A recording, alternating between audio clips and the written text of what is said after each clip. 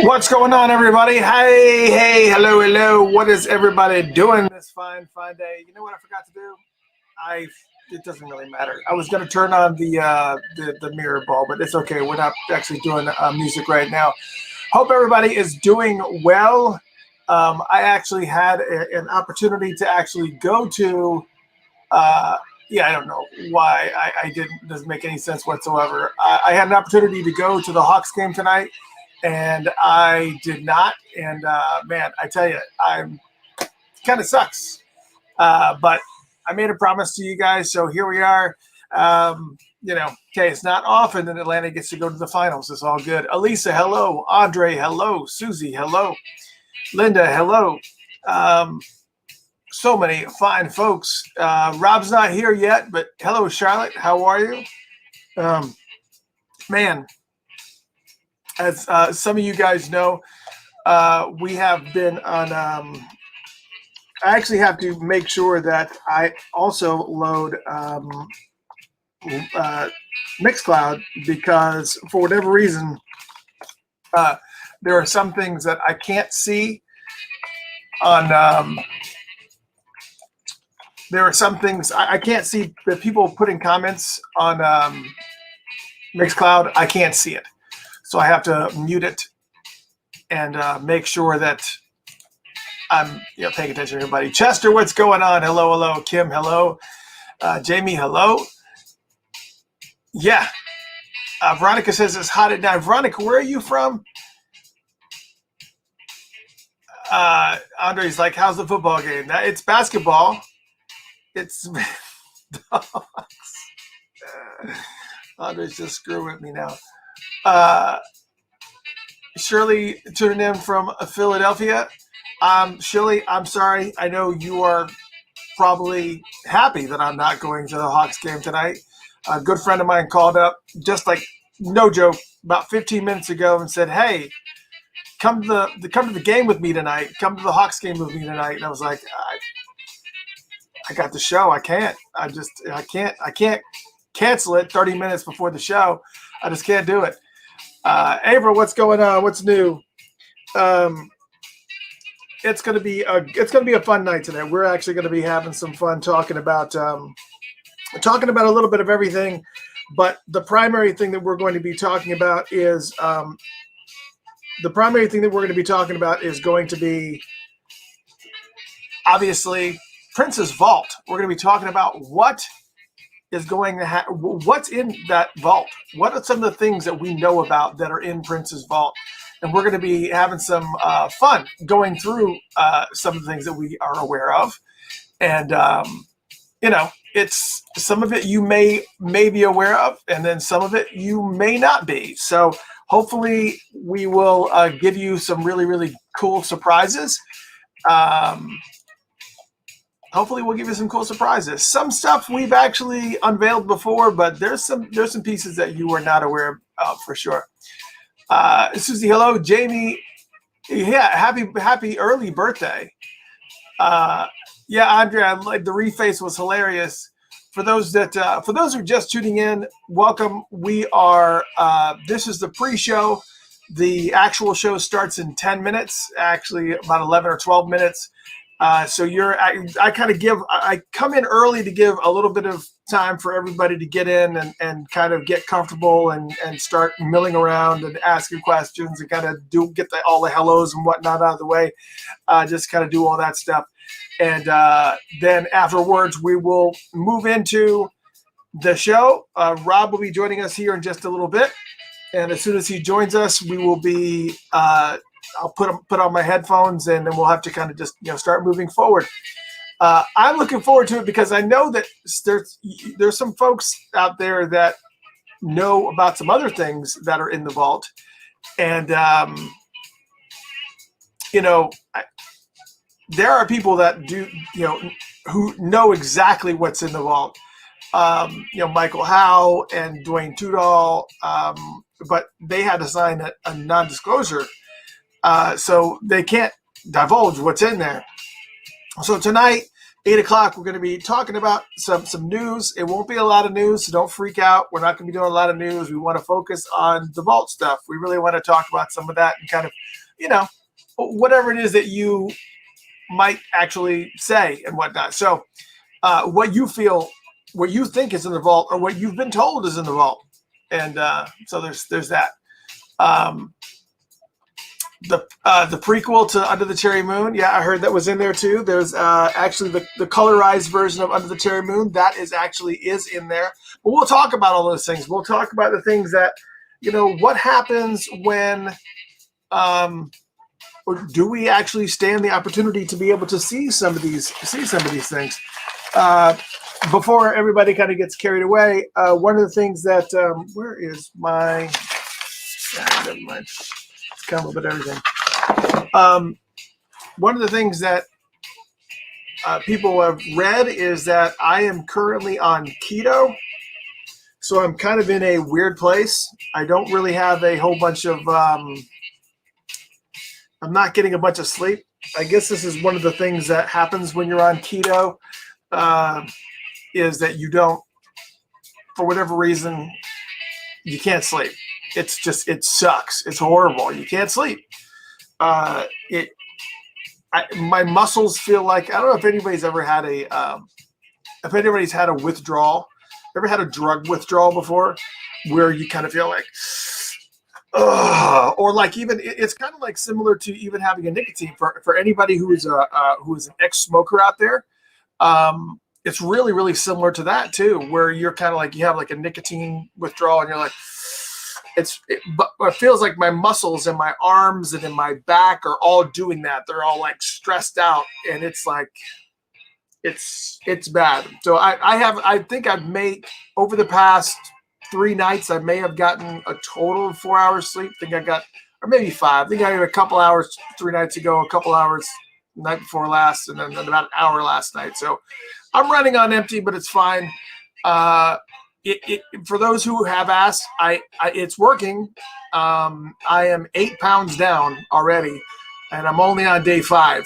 So I know that it's this kind of A, you're a guy, B, it's water weight with all this other stuff. But man, keto is no joke. It's all my favorite things. I can't eat my favorite things. I love bread. I love pasta. I love cookies and cake and sugar crap and putting creamer in my coffee and lattes and it's crazy. So not to be able to eat all that stuff, it's like sucks. Yeah, Jill said, I need magnesium and potassium to help with that. I actually did get the stuff called Calm, which I guess is like a magnesium supplement. But so after the show is over, I'm going to have to like make myself a cup of hot water and drink the stuff called Calm, and then hopefully it will stop. It's yeah. I don't want to take any sleeping pills. I know Susie was talking about sleeping pills. I don't want to. I just don't want to take any sleeping pills. Rob is sitting in the mix, so I am going to go ahead and put on my headphones. I'm going to have to turn it down a little bit because remember, I'm hearing Rob and the music at the same time. Let's get Rob in the mix here. Rob, what's up, man? Hey. So have you tried melatonin? This is your... Hey, I haven't seen you in a week. What's going on, Rob? Hi. We're on the show here, man. Where's the pizzazz? Where's the umph? Apparently, I'm feeling some of the things you're feeling, whatever those are. I'm having an off day too. Melatonin, though. Have you tried melatonin? I have not. Everybody says that my problem is magnesium because it's not that I can't sleep. It's just that my muscles are doing something that I don't. As I was explaining it, it's like this. Well, you used to smoke. You know, when you're having nicotine fits and you're like, it's almost like a drug withdrawal type of thing where you feel like your muscles and everything are on edge. that's what it feels like. But it feels like that way in really specific parts of my body, like just in my arm and just in my lower back and just like under my shoulder blades. And it's just, and it's like the whole time you're like trying to get comfortable and you're like, dude, I just want to get comfortable. And I just, and you're like, okay, I'll try to sleep. I'll try to sleep. I'll try to sleep. And then some random thing will happen. You ever like you're trying to sleep really well. And then, you're like, okay, I'm right there. I'm right on the edge of sleep. I'm right on the edge of sleep. And then you feel this itch on your leg coming and you're like, okay, I'll just ignore the itch. I'll ignore the itch. And then it just kind of gets more and more pronounced. And you're like, okay, screw it. I'll scratch it. And then you reset your whole sleeping pattern. It's just like this long, it's horrible. It's horrible. Yeah. So I've slept like a total of about 5 hours the past 3 nights. So it's been, But we haven't really done much of a pre-show here because for those just tuning in, this is a pre-show. We're actually going to be going live in 3.5 minutes. So thank you guys for tuning in. We'll be talking tonight. I am your host, Mr. Christopher. This is my co-host over here, Rob Rhythm from Coochie Coochie Coo. Oh, I can't reach it with the power. I guess I probably could. There you go. Hey, watch that finger though, pal. Ouch. But we are going to be talking about Prince's Vault tonight. We're going to be talking about, and this wasn't on the thing at all. We were talking about doing new music tonight is what we were talking about doing. But then I ended up going down a rabbit hole, and I was listening to a bunch of different interviews and stuff, and I kept hearing about these random things that were on in Prince's Vault, and it just kept coming. Like the information just kept coming. So I just said, all right, well, that's what this show is about tonight. So I know that a lot of people are interested. A lot of people want to know exactly what's in there, and found a lot of really cool tidbits. And so we're going to be talking about some Prince news and whatnot at the beginning, and then we'll move into that. We got 2 minutes and 20 seconds. So how's the weather over there in Arizona? Is it sub 100 yet? No, it was only about 100 today though, which was nice. It was kind of cooled off a little bit. Let's see. It is now. Oh, it's 102. It's not bad. 102 is actually kind of pleasant. Okay. It's nice. It's good pool weather. 115 is not good pool weather. Hey, can you hear me? Okay, by the way, because I'm moving. Okay. I can. I kept asking you about your birthday present. Coming, and I just found out it did not go out. I did order it June 7th. I ordered it almost a month in advance. Wow. For those who don't know, Rob's birthday will happen before our next show. Our next show is July 6th, and Rob's birthday is July 3rd. So if everybody wants to wish him a happy birthday and whatnot. I don't know why I keep leaning into this mic. It's this mic right now. I'm going to have to change over. It looks like you're professional. I'd like to tell everybody today what I have to say. And by doing that, I'm going to lean into the mic. It just makes you look like you know what you're doing, like you're just talking about. It sounds like a tin can. You're sliding it around. Oh yeah, does it? Yeah, I'm trying a new setup. I don't know that I particularly like it. Okay. All right, we got 37 seconds here. Hold on, I got to switch the. I have to switch the source here. Hold on a second. Oh, we're switching sources. Switching audio sources. Mark. That was some serious audio sorcery.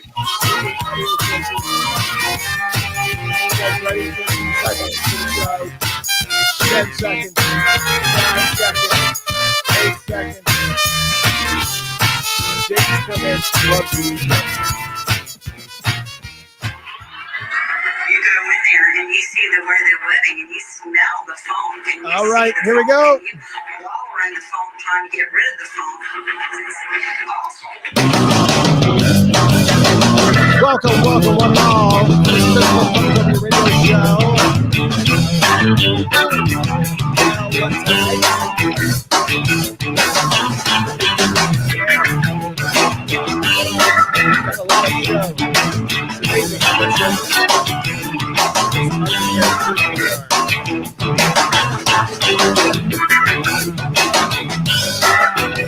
Welcome, one and all. It's Funkatopia Live. I am your host, Mr. Christopher, and this is my good friend and pal, Rob Rhythm. I can't roll my R's, so I have to do it myself. Rhythm. Rob.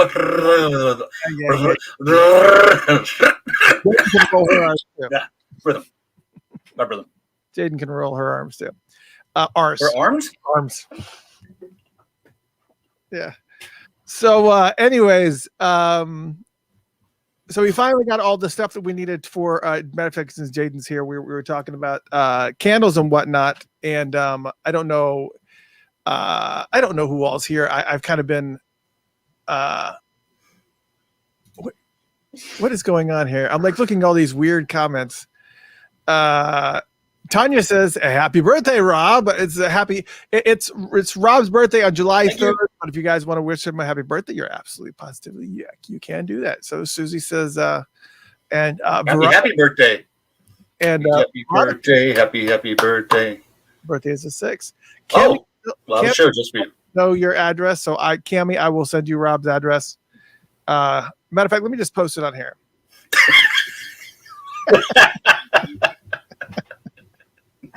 No, I won't do that to you.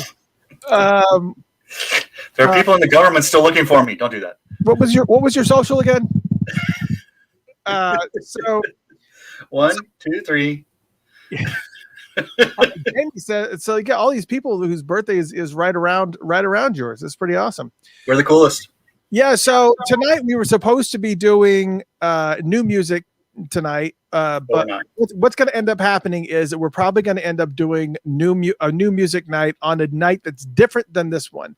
I think we just kind of want to just because we want to do a show maybe it's a little bit different that doesn't get. I don't know. Maybe we have like a new music segment or something where we just kind of pick like a few new artists every single show, and just kind of do little pieces of it and just kind of be done with it. That seems like a good idea. I like it. Let's do it. Yeah, I just think that's just a better flow. Because while I was trying to put together some of the stuff and getting together some of the Prince news, what was ended up happening is that Prince's Vault kept coming up in the information, and so we decided that sounds like a great show. I mean, we're talking about the things that are in Prince's Vault. We started down this rabbit hole a little bit last week, but we didn't finish. Do you like my curtains, by the way? You know why these are here is because whenever I have meetings, I just pull the curtains and it looks like I'm just sitting in front of like a curtain. It doesn't look like I'm sitting in front of this, because if my coworkers saw this, they would be like, "What is going on?" Oh. They would probably. I think my coworkers would think very, very differently of me if they saw all this stuff. I think they would probably try to figure out ways to provide psychological help for me. Because this is like my background here is a culmination of a lifetime of insanity. True that. It's tchotchke central. Because I mean, I've just got so much different things. I did make a promise. I told you guys that once every week, every time that we did the show, I was going to switch some things around. I did that. I did move Jesse Johnson's album from up here to down there. And I put up Madam X because I was actually tweeting back and forth with the one, the only Bernadette Peters from Madam X today. Oh, cool. Yeah. So that was pretty awesome. I am like, I need to get. Bernadette Cooper? What did you say? What did I say? I thought you said Bernadette Peters. Did I say Bernadette Peters? I think so. Here's what I meant. Okay. Bernadette Cooper. I need to get this woman on the show. Bernadette Peters. I love her too. But let's see if we can get her on the show. On the show. I want Bernadette Cooper on the show. Why did you say Bernadette? We'll fix it in post. Sorry I brought it up. You probably said Bernadette Cooper. I probably just heard Bernadette Peters. Bernadette Cooper. So I was talking back and forth. Well, not back and forth. Essentially, what's happening is apparently there's some music organization that is honoring Madam X but they're honoring the version of Madam X that does not have some of the original members in it. One of the guitarists from Madam X, I can't remember her name right now, Candy, I think it is. But she's the one that took the Madam X name, and she's touring under Madam X, but nobody's there. Nobody. It's kind of like Ohio Players now. It's like it's not the same thing at all. It's just not. But apparently they're honoring that version of Madam X, and it's like this woman somehow managed to this guitarist woman somehow managed to go in and change who the writers were on some of the music in the licensing. Somehow was able to access the music licensing and like change things and put herself as the writer of some songs, songs that Jam and Terry Lewis had written, songs that Bernadette had written. I mean, it was like, what? So it was cool because I was able to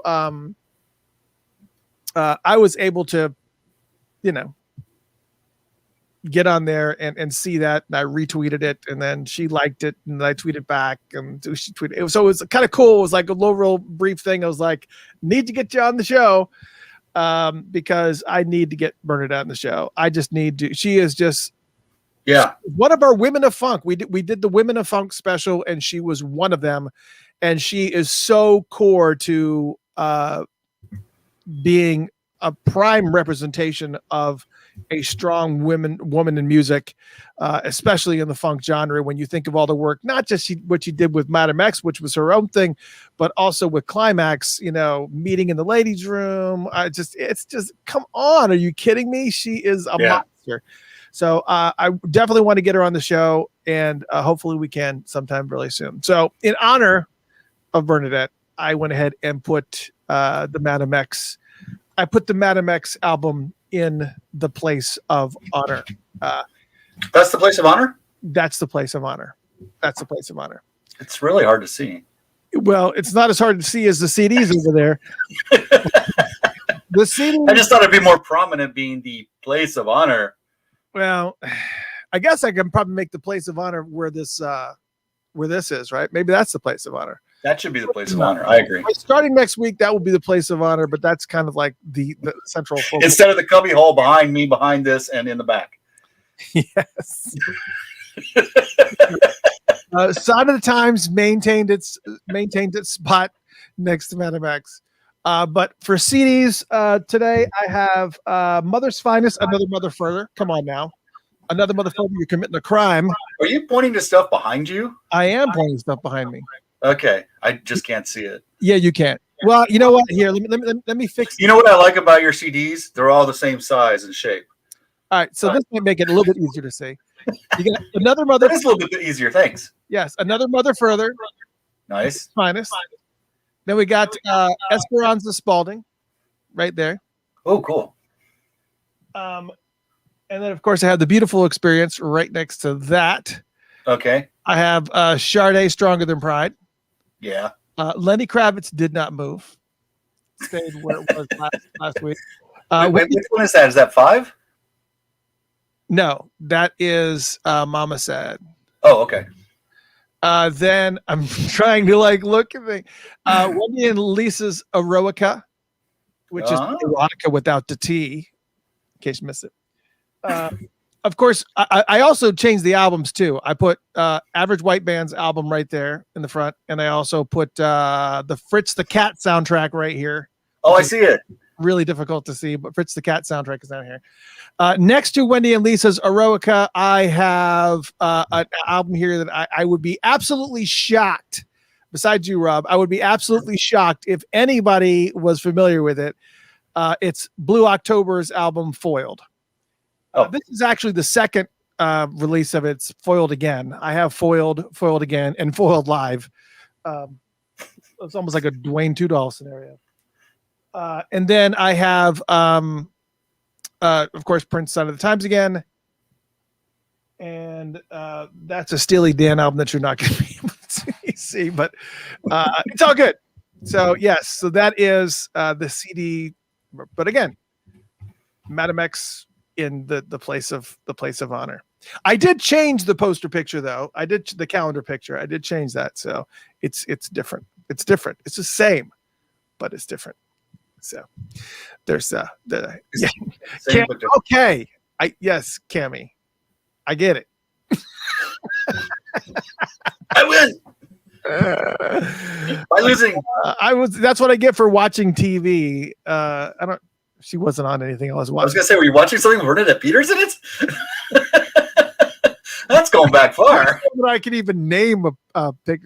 She does a lot of comedy and stuff, right? So She did the one of the versions of damn it, they just made that movie. In the Woods. I think it's called In the Woods. oh yeah. I did see that. The musical. I don't know that I would have identified her in that. I know that I saw her, but Not in the recent one, but in the one they did like back in the 90s or 80s. so just to be clear, we're not talking about Bernadette Peters. We're talking about Bernadette Cooper, the one, the only, the legend. Well, we were just talking about Bernadette Peters being in the movie, but now we're talking about Bernadette Cooper. Yeah, Bernadette Peters is also legendary in her own right. Yes, she is. But not. I don't know if she's musically inclined or not. But Bernadette Peters? She sings. Never mind. All right, let's.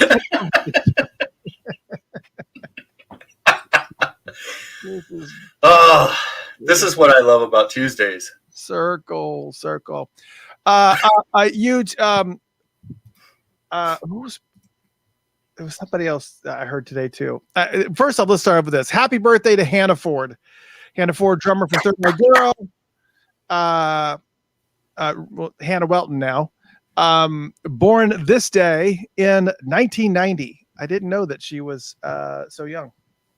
For some reason, I thought she was older than that. I don't know why, but that makes her. Sorry, scratch my back. But that makes her 31, right? 31. So happy birthday, Hannah. Happy birthday. I know for a fact you're not watching because not because you don't like the show, but because of the fact that she has a show that conflicts with this one called with her husband, Joshua, who has been on the show a couple of times. But they have a show that conflicts with this one called Your Will Be Done. They have their own ministry, and it conflicts with this one. So, Cool. Cammy says, "What are you drinking?" Water, unfortunately. But in my defense, I'm running off of 1 hour sleep. So that's partly what you're getting right here. Is this tonight? Welcome one and all. Again, Funkatopia Live. We did a lot of chatter there that meant nothing. We're going to be talking about some news here, music-related news, some funky news. Some live music announcements and whatnot. And then tonight we're going to be talking about Prince's Vault and some of the stuff that is in Prince's Vault. I've seen some various people where I started talking a little bit in the pre-show about it. People started naming some things that they knew or thought were in the vault. So we will talk about those things for sure.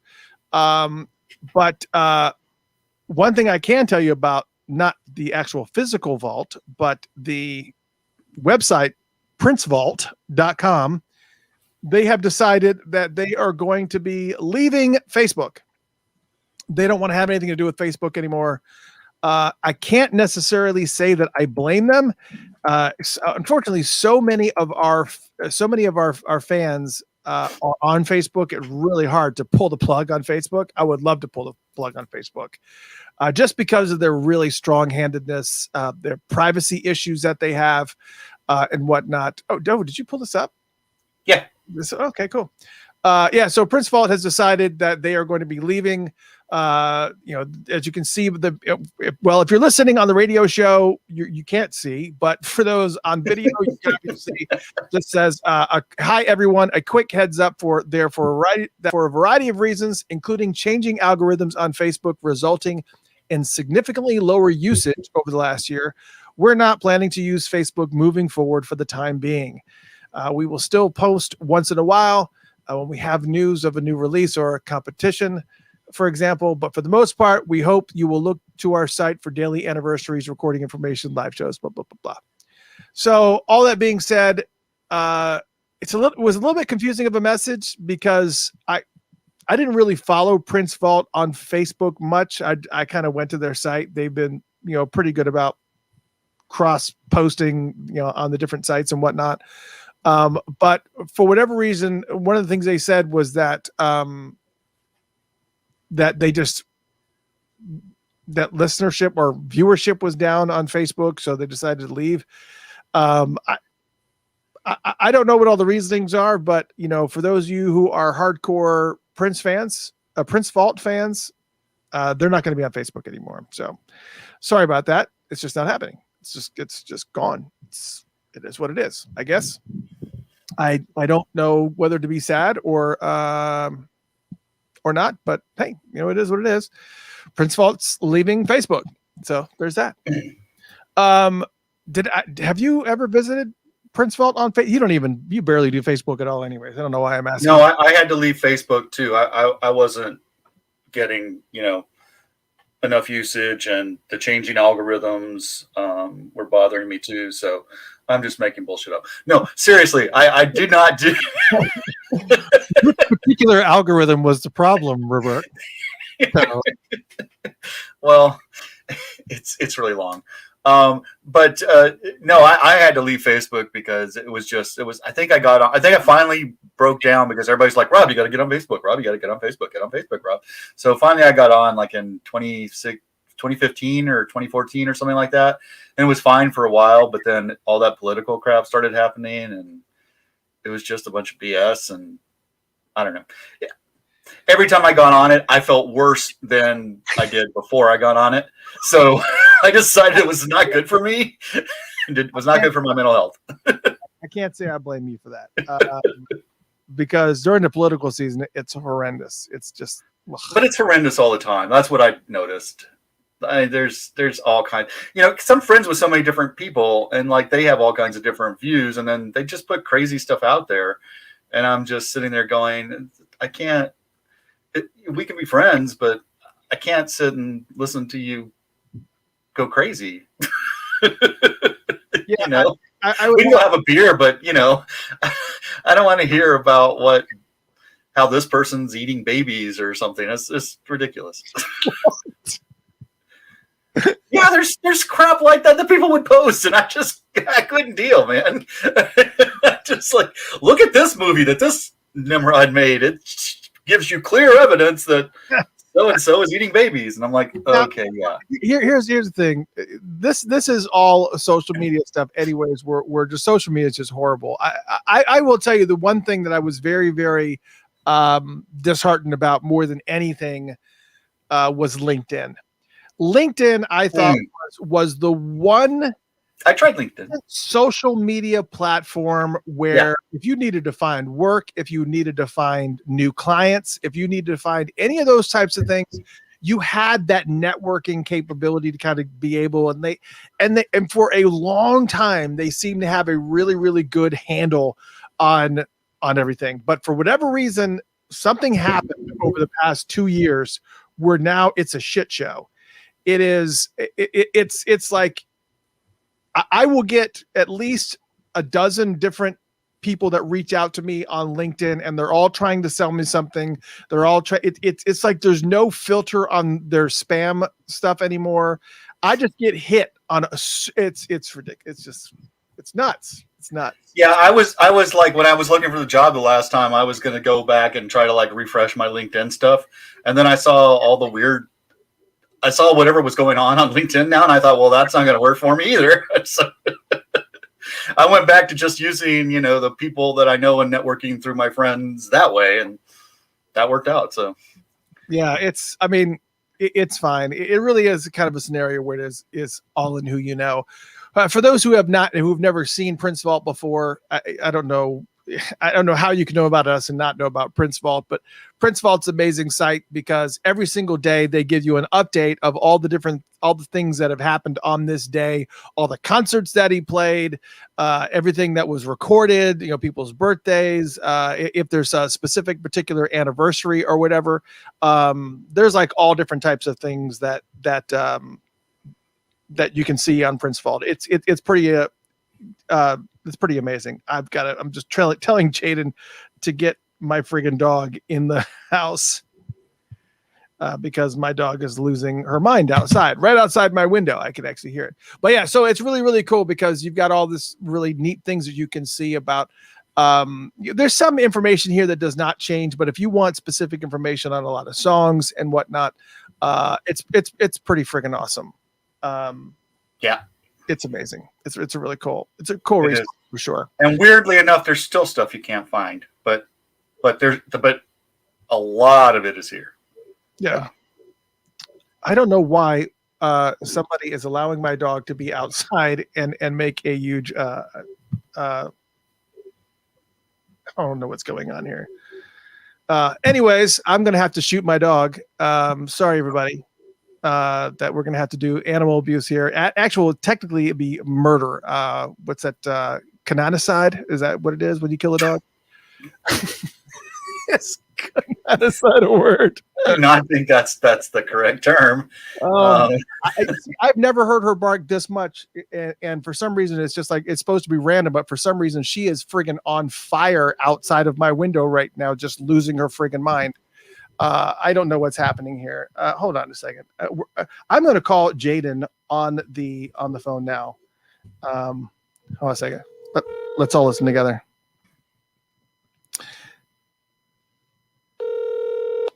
She's outside with Luna.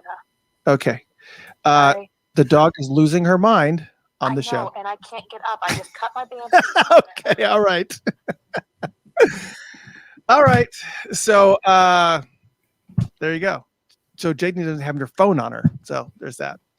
It is a Great Pyrenees. So it's a big, loud, barking dog. So I will have to make some noise. I'll do that. Maybe that will be some kind of sign to stop. Anyways, this is Andre's asking, are we having a call in tonight? We're not. We're not at this moment. But not unless you can get his dog in. Holy cow! This dog is losing her mind out in this friggin' yard. I can't actually hear it, so I don't know if everybody else can. It's making me nuts. I'm getting like really annoyed. Anyways, let's talk about other things. That's really distracting. So there doesn't appear to be a word for killing a dog. Sorry. It has to be a word for killing an animal. That doesn't appear to be. I mean, maybe I'm just looking in the wrong place. Dog specific. Yeah, not dog specific or yeah. I think I just came up with a new word. Canonicide. Canonicide. It's kind of canonicide. Canonicide. Or homocanine. Homina what? Homocanine. Homocanine. That's killing of a dog. I just made it up. It's trademarked officially right now. Okay. Homocanine. So Prince's handwritten lyrics have, for Nothing Compares to You, have sold for a good bit of money, apparently $151,000 according to TMZ. So it's coffee stain and all. So that's kind of cool. Yeah, it's actually really, really cool. It's his handwritten notes or his handwritten lyrics for Nothing Compares to You, and it's $151,000. It's pretty awesome. So that's a lot of money. I'm actually kind of very surprised that it is. It actually was that. They're written in cursive, which apparently is being stopped. They're not going to be teaching it anymore in school. I don't know why they've decided that it's a thing now. They're going to stop teaching cursive. Is this already in place in Arizona? They're talking about it here in Georgia. I think they were starting to do that when my kids were in school, to be honest. When they were younger. I'm trying to remember if I've ever seen them write in cursive. No, they write in cursive. I have seen them write in cursive, but they were doing it like the next year or something after they were, or something like that. And I thought, well, I mean, it's useful, but I don't know how useful this is going to be in the years going forward. I mean, they don't teach people how to, set printing type anymore either. I don't think so. It's just crazy. It's yeah. Oh, Jill's got one. Dog aside. Dog aside seems like a lot easier. Dog aside seems, yeah. It's much easier to remember than whatever you said. harmonica line. Harmonica. Harmonica side? Harmonica side. Harmonica side. Is that when you kill a harmonica? You just smash and crush a harmonica? It's harmonica side? So, harmonica side. So, Okay. Okay. Sorry. I had to keep doing it until you understood what I was doing. Anyways. Anyways, I'm where's my life? Okay. Anyways, $451,000 is what these lyrics went for at auction, which is really cool.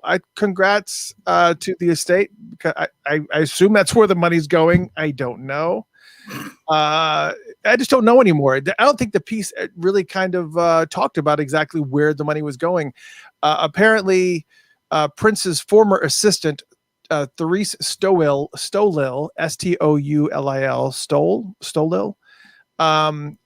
says there was a knock on her door, and she looked out her bedroom window and saw a black BMW in her driveway and immediately recognized it as Dwayne's, who was Prince's half brother.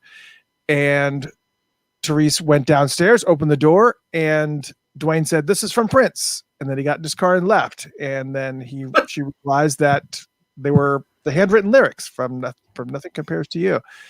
I can't imagine they were for her. I'm pretty sure that was for Melvoin, not Wendy, her sister, obviously, Susanna. But it's kind of unusual that he gave them to her, or maybe just Dwayne stole it and gave it. This is from Prince. He doesn't know I'm giving it to you. But they're from Prince. Anyways, yeah. So April asked a good question. How are these lyrics not in the hands of Paisley? It seems like I've seen this lyric sheet before, and it seems like I remember something to the effect of it being on a music stand. Can anybody correct me if I'm wrong? That it seemed like these lyrics were in possession of the estate at one point in time, or at least Paisley Park, on display somewhere, and then it's apparently not anymore. Now they are gone. So our producer, Cammie, has found the word. It's called theriocide, refers to the diverse human actions that cause the deaths of animals. Theriocide. What did I say? Theriocide? Theriocide. So yes, Cammie wins once again. She's our producer for a reason. I guess so. So, and there's a couple more things I want to talk about real quick, live show wise. Before we get into the show, we're going to be talking about Prince's Vault, but we always start these shows with news, just, funk related news. Liv Warfield, the amazing Liv Warfield, is on tour, and she's been on tour. Actually, she's been actively playing around. I've seen some pictures. I've seen some random pictures of friends of mine going to the shows and getting some shots with her. But she is going to be still actively touring. She's going to be in Portland, Oregon, July 14th. She's going to be at the Canary Jazz Festival in Spain on July 22nd and July 23rd. She's going to be in New York on July 28th, live at Cafe Wa, WHA, question mark? No, what? No T, Cafe Wa? What would you say now? What? And then then she's going to be at New Morning in Paris, France, for the June Moon album release, September 20th. And so Liv Warfield, those are some tour dates for Liv. Love Liv. She's awesome. She's always awesome.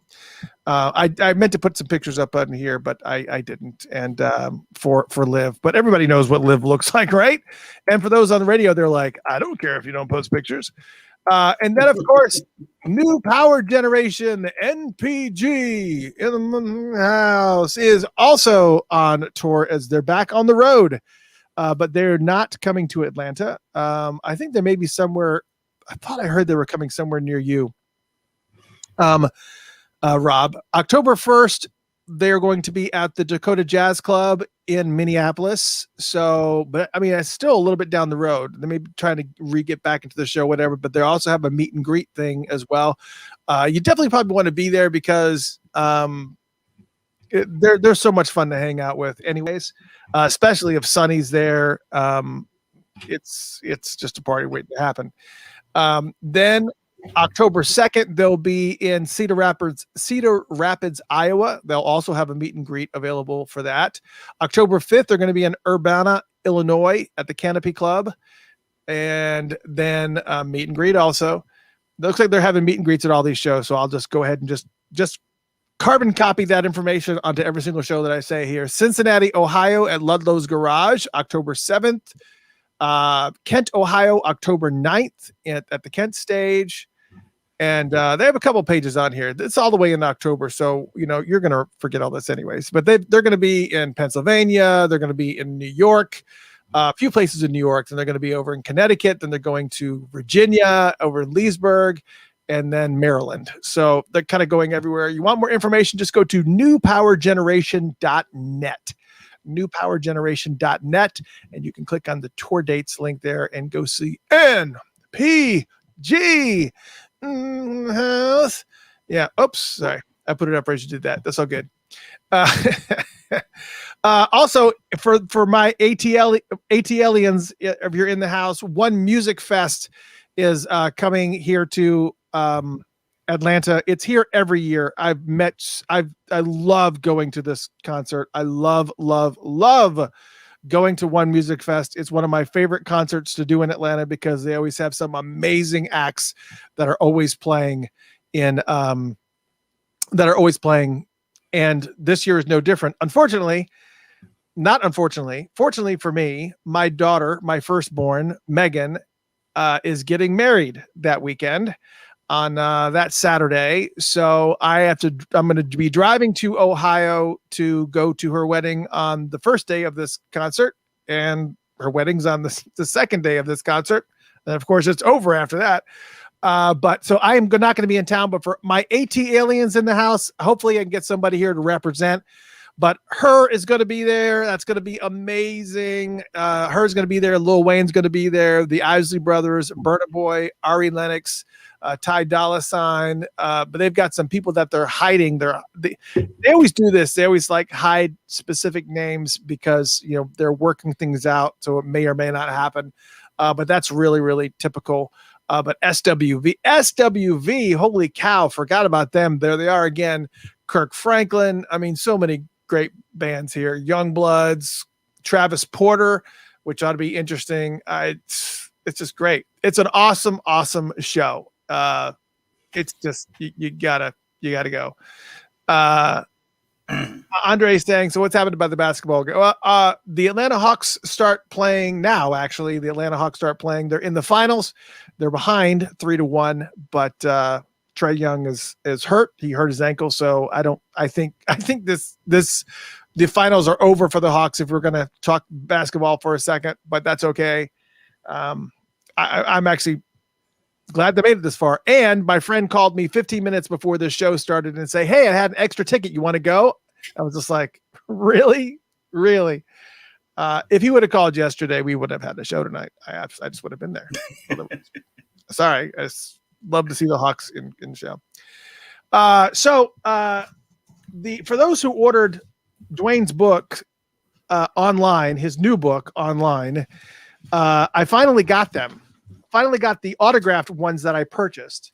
I got one for free for press, but I also got the actual autographed one today. Ding, ding, ding. The actual official one.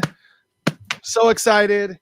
And he did a quite an extensive signing of what and whatnot in it. And I'm so happy about that. For those who do not have this book, you got to get it. You have to get this book. It's amazing. It's fantastic. Rob will tell you this is amazing. As you can tell behind him, he loves books that are exactly the size. Um, And it is. It's exactly that size too. this book is amazing. It is. It's incredible. It's incredible. I mean, it's just incredible. It's a great book. But here's another thing, though. There's one that he sent me. But you know what? I also ordered, just so we're clear, I ordered another one. And guess who this one's made out to? This one's made out to nobody. It's made out to, this is what it's like in the Dream Factory. It's numbered and it's going to be given away Cool. to a Funkatopian. But I don't know exactly what I'm going to do. And there's also, it also comes with a certificate of authenticity that comes with the book. So it is autographed by Dwayne. It's not made out to anybody. He did autograph it. He said, this is what it's like in the Dream Factory. And I ordered this and I'm going to be giving it away. Not tonight. It will be coming soon. But I think we may use it for, I don't know what we're going to use it for. We've always done these random things for PRN alumni. We did stuff for Bootsy Collins. We've done lots of different things. Maybe we might just do this one for Funkatopia. And I might throw in a bunch of other stuff too. That autographed copy of that one. Plus I may pull some rare albums out of my stack, some Prince collectibles and whatnot, and just let people just bid on it and see what happens. Andre says no Canadians. Andre, did you get my mailing yet? Have you gotten my package yet? Yes, no. I don't know if you did or not. But I did send it. Anyways, so we will be doing a giveaway. Also, last shout out before we start talking other stuff too. Shout out to Andrea Swenson from The Current. Many of you guys know. Many of you know Andrea. She is. I'll put her album, her book up here. Gotta Be Something Here. Thank you, Andrea, for sending me the book. I look forward to reading it. It's a lot about Minneapolis music history. She is, one of the things I kind of found out about the people that the estate chooses are really specific types of people. We talked about integrity. We talked about how they really don't kind of go down the rumor mill rabbit holes. They don't kind of take the Wendy Williams approach to doing stuff like I do. There's a really specific type of thing. I would love to work for the estate, and I absolutely positively would change my ways if I had the opportunity to work for the estate, because I obviously bring a wealth of knowledge and whatnot to that organization, but I just can't ever foresee it happening, just because I look at the people like Dwayne Tudall and people like Andrea who are just, they're just such phenomenal people. I'm not saying I'm not a phenomenal person. I'm just saying that it's a really, really different type of individual who are really kind of just gung-ho. They're all in 100% solely focused on this stuff. And, that's what I get for being a man of many, master of none type of scenario. But Andrea Svensson, her book, I actually did put a link up here that I'm going to share with you here. And, thank you, dear. My daughter just came in and brought me a Starbucks, a Starbucks fruity drink, keto friendly fruity drink. Thank you. But if you have not picked up this book, I heard it's fantastic. I have not read it yet, but a lot of people who have read it have said it's unbelievable. If you want to check it out, that is the Amazon link right there. But Andrea, thank you so much for sending me this book. I greatly appreciate it. I look forward to reading it for sure. And maybe we can have you on the show. I would love to have you on the show. I'd love to have you on the show. I have no intention of screwing up your resume, getting you on the show and ruining your. I used to like her until she went on that show. But no, Andrea's great. She's fantastic. So is Dwayne, and love to have Andrea on the show. So I will reach out to her. I mean, but thank you for sending me the book. I will absolutely read it. Yes, I'll absolutely have her on the show. All right. So those are the things we're going to talk about. So we're going to start talking about tonight's show, which is Prince's Vault. What exactly is in this friggin' vault? What all these random things that are in here are just it's insane. The various items that are in this vault that are some are just bizarre, and then other things are things that we know about. But I want to start out by talking about Morris Day and his appearance on Questlove Supreme. That's one of the reasons why I wore my Roots shirt today, was in honor of the Roots. I have every single one of their albums over there. Every single one. I love the Roots. The Roots are fantastic. I also collect bootlegs of the Roots. I have bootleg vinyl of the Roots. I love the friggin' Roots. There. I said it a couple times. Questlove has a show called Questlove Supreme, and it's the ultimate show because what I think is interesting about it is everybody comes on the show. Jesse Johnson's been on the show. Jimmy Jam's been on there. Terry Lewis has been on there. Morris Day just got done being on there. Literally just a few days ago, it just got done being on there.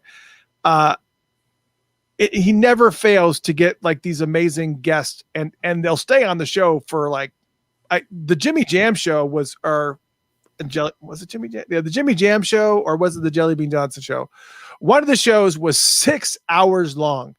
They had to break it apart into three different parts, but it's so extensive.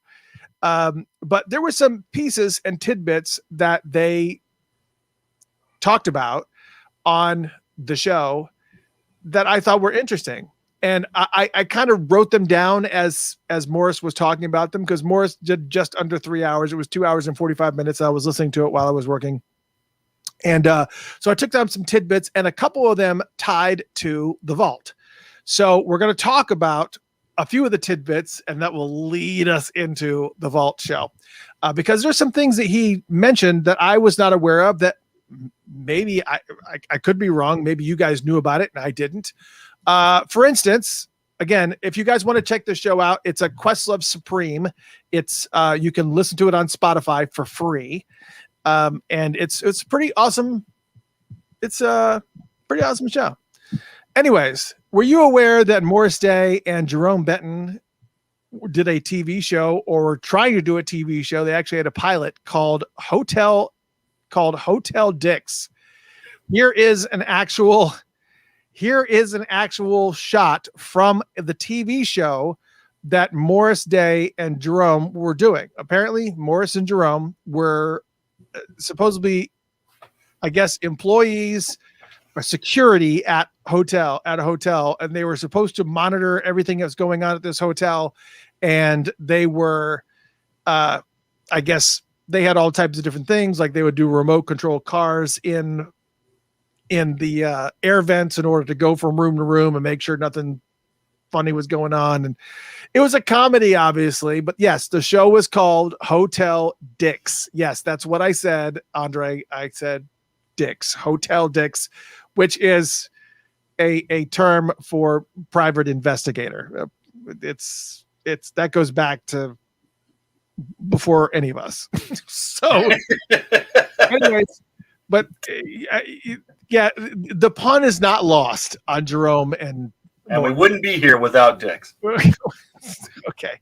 The show is called Hotel Dix, and it's on the pilot was on, and apparently for whatever reason it must not have been funny, or the pilot must have been horrible, whatever, but it never saw the light of day. And but yes, there it is. There is a screenshot from this TV pilot, and it would have been awesome.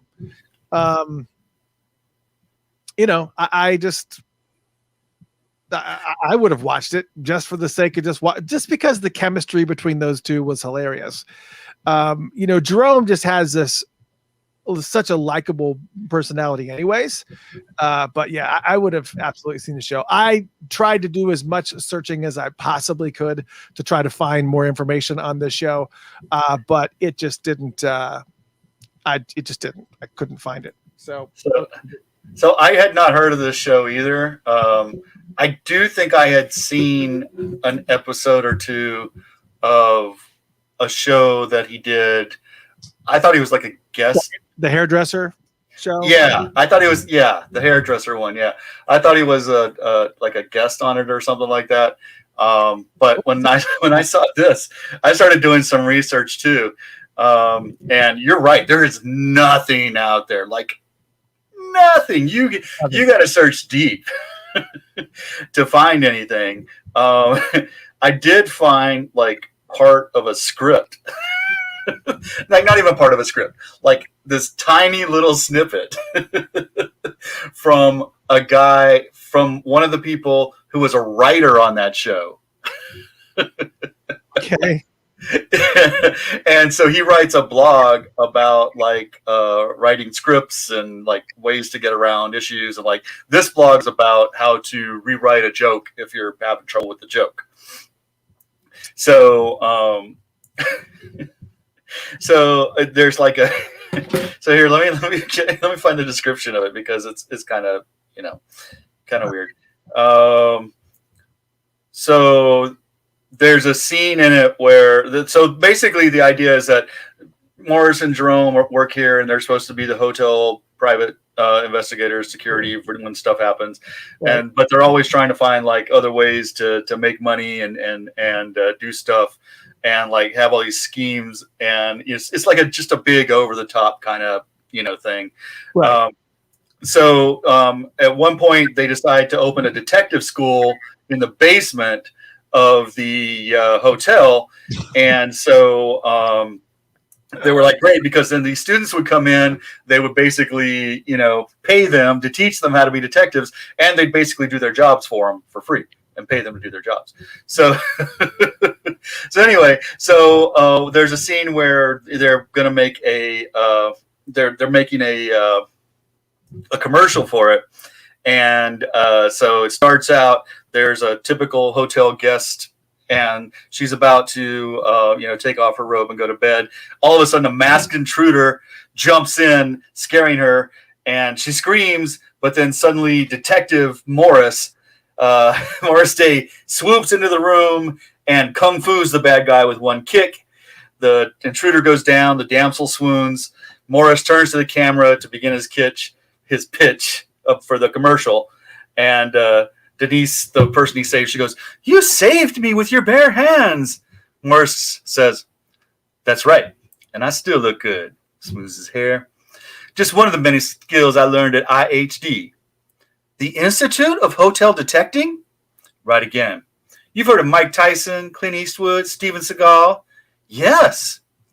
So have most of our students. At IHD, you learn all about firearms, self-defense." So most of our students. So the joke started out not as good as that, and that one's not even that great. But he says that, he talks about that. But like we had a hard time writing that joke. But anyway, that's like just one tiny snippet, the most I could find about that show. Well, it's actually very impressive, because I don't know that I actually was able to find much of anything really. But so that's great that you were able to find that. So. But yeah, that show, I mean, it is. It's like, I swear to God, they seriously tried to hide the existence of this show. Well, because it only came out. It only had a pilot. A pilot, and even that pilot you can't find. Right. So yeah, I don't even know what Exactly. So I don't know what. So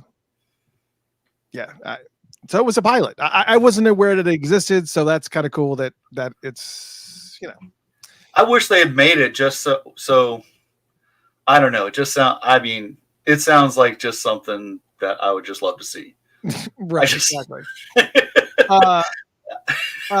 Here's another little detail that we're still talking about items that that Morris Day brought up on the Questlove Supreme show. And I've only got a couple more, and then we're going to get into the a few more actually. Then we're going to get into the vault show, because he brings up a couple of vault things that is going to give us a great segue. But this is great stuff though. Anyways, were you aware that Prince initially, that song "Get It Up" from the time, obviously, that he initially gave that song to Brick, and they declined? No. Yes, Prince gave the song "Get It Up," that the time made famous, obviously, to Brick, and Brick didn't want it, just turned it away. So there you go. I something else I was not aware of. It's like, okay, that's cool. Were you also aware that Morris played drums on "Let's Work," "Controversy," and "New Power Generation"? He's not credited as playing drums on the song, but according to what Morris claims on Questlove Supreme, he's the one who played drums on "Let's Work," "Controversy," and "New Power Generation," which is pretty impressive, because those are very significant. And when you think of songs, especially especially "Let's Work," and "Controversy," those songs, I thought "Controversy" was drum machine, I thought, but yeah, I don't know. Do I have any good signal on this? It just feels like I'm not. This is not one of those bad comedy moments where it's like, is this mic on? I'm looking at levels, and it doesn't seem like this level. Can you hear me out there? What's going on? You sound very loud. That's because I moved the mic in front of me because I don't know, somebody suggested it. Oh, and it's fine. Okay. I'm glad that we're getting levels on you. That's great. I'm often loud, to be honest. True. I can vouch for this. I've been told to shut the hell up and keep my voice down a lot. Our producer Cami said that Morris Day and Jerome show, Hotel Dix, was done for Fox Network in 1991. So it's pretty awesome. I saw somebody just also said, "Hey Rodney, is Rodney Fitzgerald in the house? What's going on, big Rodney?" It's my buddy right there, man. It's always good to see him. And the last thing, the last item that I will bring up is, before we go into the things that he brought up that are going to help us segue into this vault show, is that, did you realize that I'm sorry, no, I have two things. My bad. That the song "Copycat" from P-Funk All-Stars, George Clinton's P-Funk All-Stars, the song "Copycat" was actually a swipe at Morris Day and the time, because George Clinton and the guys felt like they were copying him.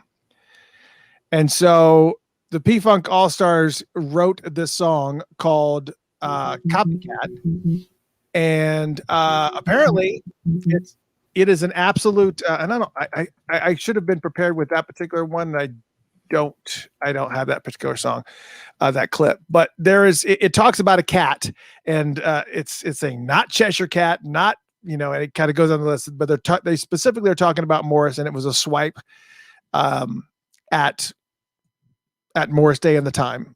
So George Clinton and Bootsy Collins and all those guys that had the P-Funk All-Stars set up, and that's where that whole and apparently, as a result, the song "Tricky," which is a B-side from the time, is about Bootsy Collins and George Clinton. So that whole beginning section that you hear on the song "Tricky" is about Bootsy Collins. Let's listen. 1, 2, 3, 4. Why you big? Toss solid hairdo having, long, tall, snaggly, gold tooth. funk in habit form, leather wearing, beanpole looking, black. So that whole diatribe is about Bootsy Collins. That beanpole go to snag, that whole thing is about Bootsy Collins. It was a swipe at Bootsy Collins in retribution for the song Copycat from the P-Funk All-Stars. I was not aware that was a song about Bootsy Collins. And then he also refers to George Clinton as Michelin Man. So I was not aware until I had heard this Morris Day interview that song Tricky was about Bootsy Collins and George Clinton. I was not aware of that. So it's actually pretty cool that they're it's actually very cool that they're sorry, I was getting a little bit of a showcase. So I'll explain later. Anyways, so yeah, that's pretty cool. That's a pretty cool little detail. All right, so here's the last detail that I got from the Morris Day thing. There is a piece that a lot of people are not aware of that people just thought was just a funny noise. This particular snippet that I'm about to play is from Apollonia 6's Nasty Girl. Listen to this. Obviously, you've heard this part right here. And she's doing that.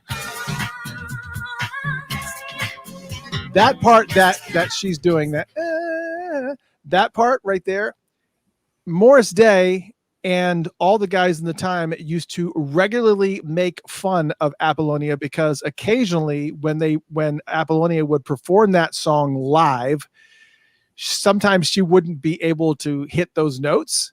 And so she wouldn't be able to, so she would like crack and whatever else. And so every single time that she would walk by their dressing room, Morris Day would make fun of her.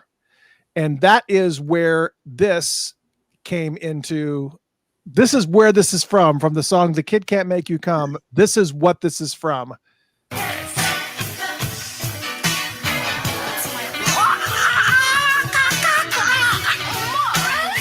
That ka, that part right there is from.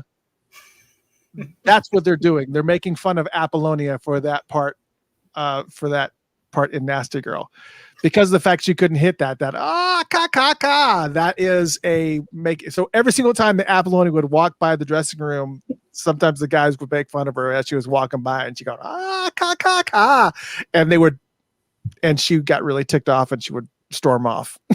So again, there was like all of these little inside jokes, that were just, it's just hilarious. So it's just, anyways.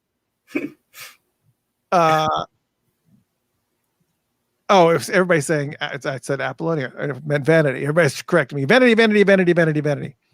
So anyways, it's still funny, regardless of what you think it is. Because Apollonia was sex shooter, not Nasty Girl. Sorry. I'm having a bad day here between Bert and Apollonia. Man. I am off. This is what you're a this bad is commercial for keto, whatever. Yeah, you got to get your magnesium in for sure. It's just better. I'm gonna send you some magnesium. Yes, I got it. Vanity. I don't know why I said Apollonia. Anyways, that'll be. I can't believe I didn't catch it either. Yeah. It's okay. It's all right. They all run together after some point. All right. So now, Morris Day is talking about stuff, which is now going to take us as a segue into our show of The Vault. The Vault is a fabled vault. It was fabled. People just thought it was just, he's just saved stuff. There's not actually a vault, but there is a vault. There was a vault, a very poorly maintained vault that had a bunch of things in it, songs, music, video, lots of things that were randomly just kind of just plunked into the vault. and it is, you know, what are you going to do? He's got so much stuff that he needed to kind of hold it up somewhere. And actually, the credit technically goes to Susan Rogers, because when he would always say, "Hey, break out that track that we were working on Wednesday, blah blah blah blah," and she just had to create some type of system where she could, you know, act on his whim. So she set up this room where every single time that they did some type of recording, once they were done, she would take it, she would label it, she would stick it on the shelf, and so began the vault. So technically, without Susan, there probably would not be a vault. There would probably be a huge disarray of, I don't know, it would just be a mess, I'm sure, because at the volume and pace that he was recording this music and this stuff, it's just, you know, it's just extensive. It's just crazy how much stuff that there is in there. Anyways, Jill says I had keto brain.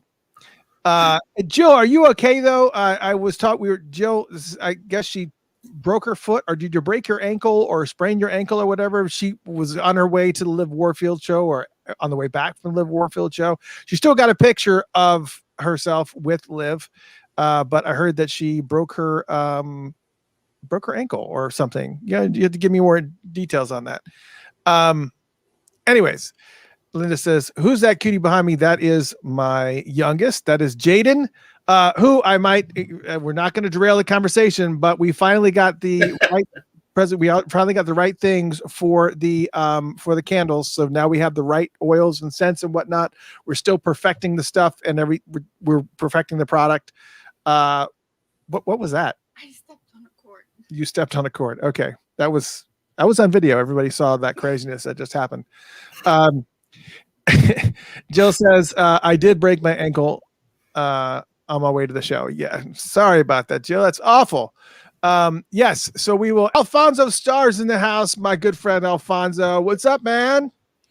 Is my brother from another mother, and he's got lots of cool stuff happening too. So you guys need to make sure that you follow Alfonso, because he's got a Love Sexy cruise that's coming up, all these really cool events that are happening. So make sure you go to Alfonso's page to get more information and tickets before that stuff sells out. Some of it's probably already sold out. Let's get back to the vault.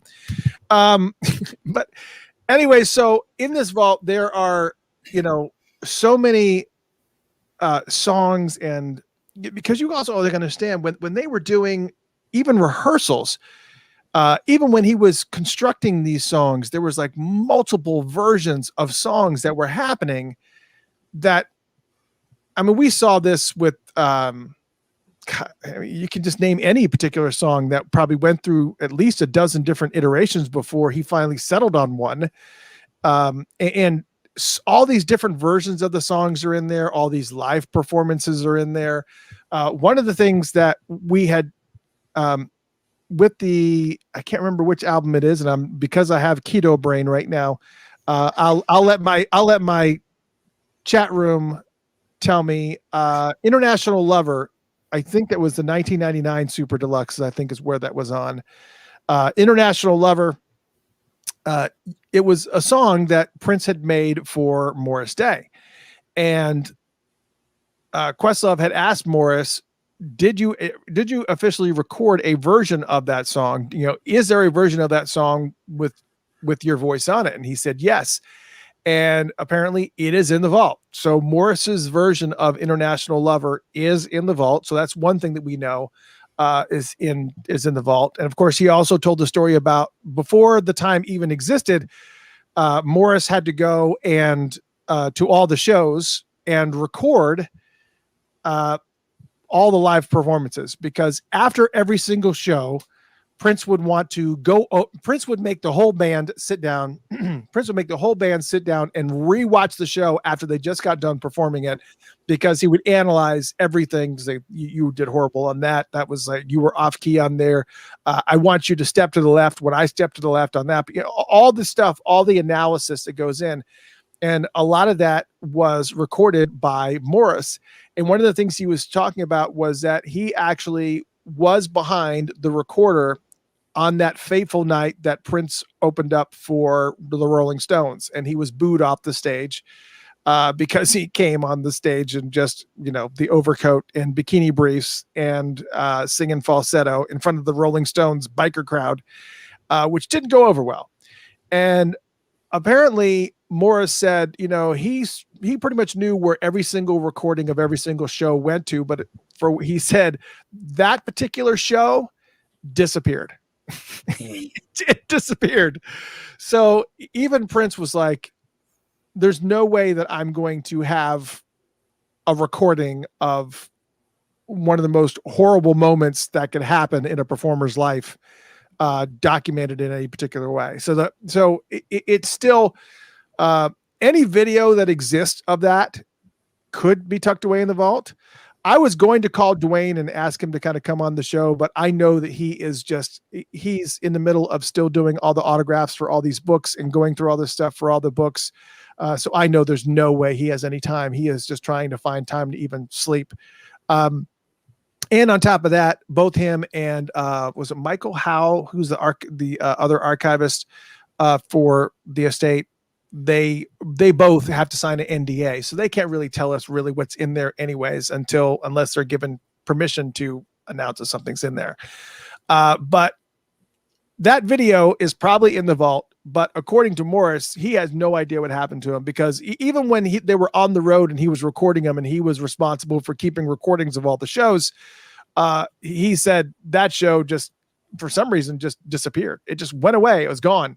So yeah. I don't I think everybody has or can find the recording of it, the MP3 recording of it, but the video recording of it, that's just not. It just doesn't. It's gone.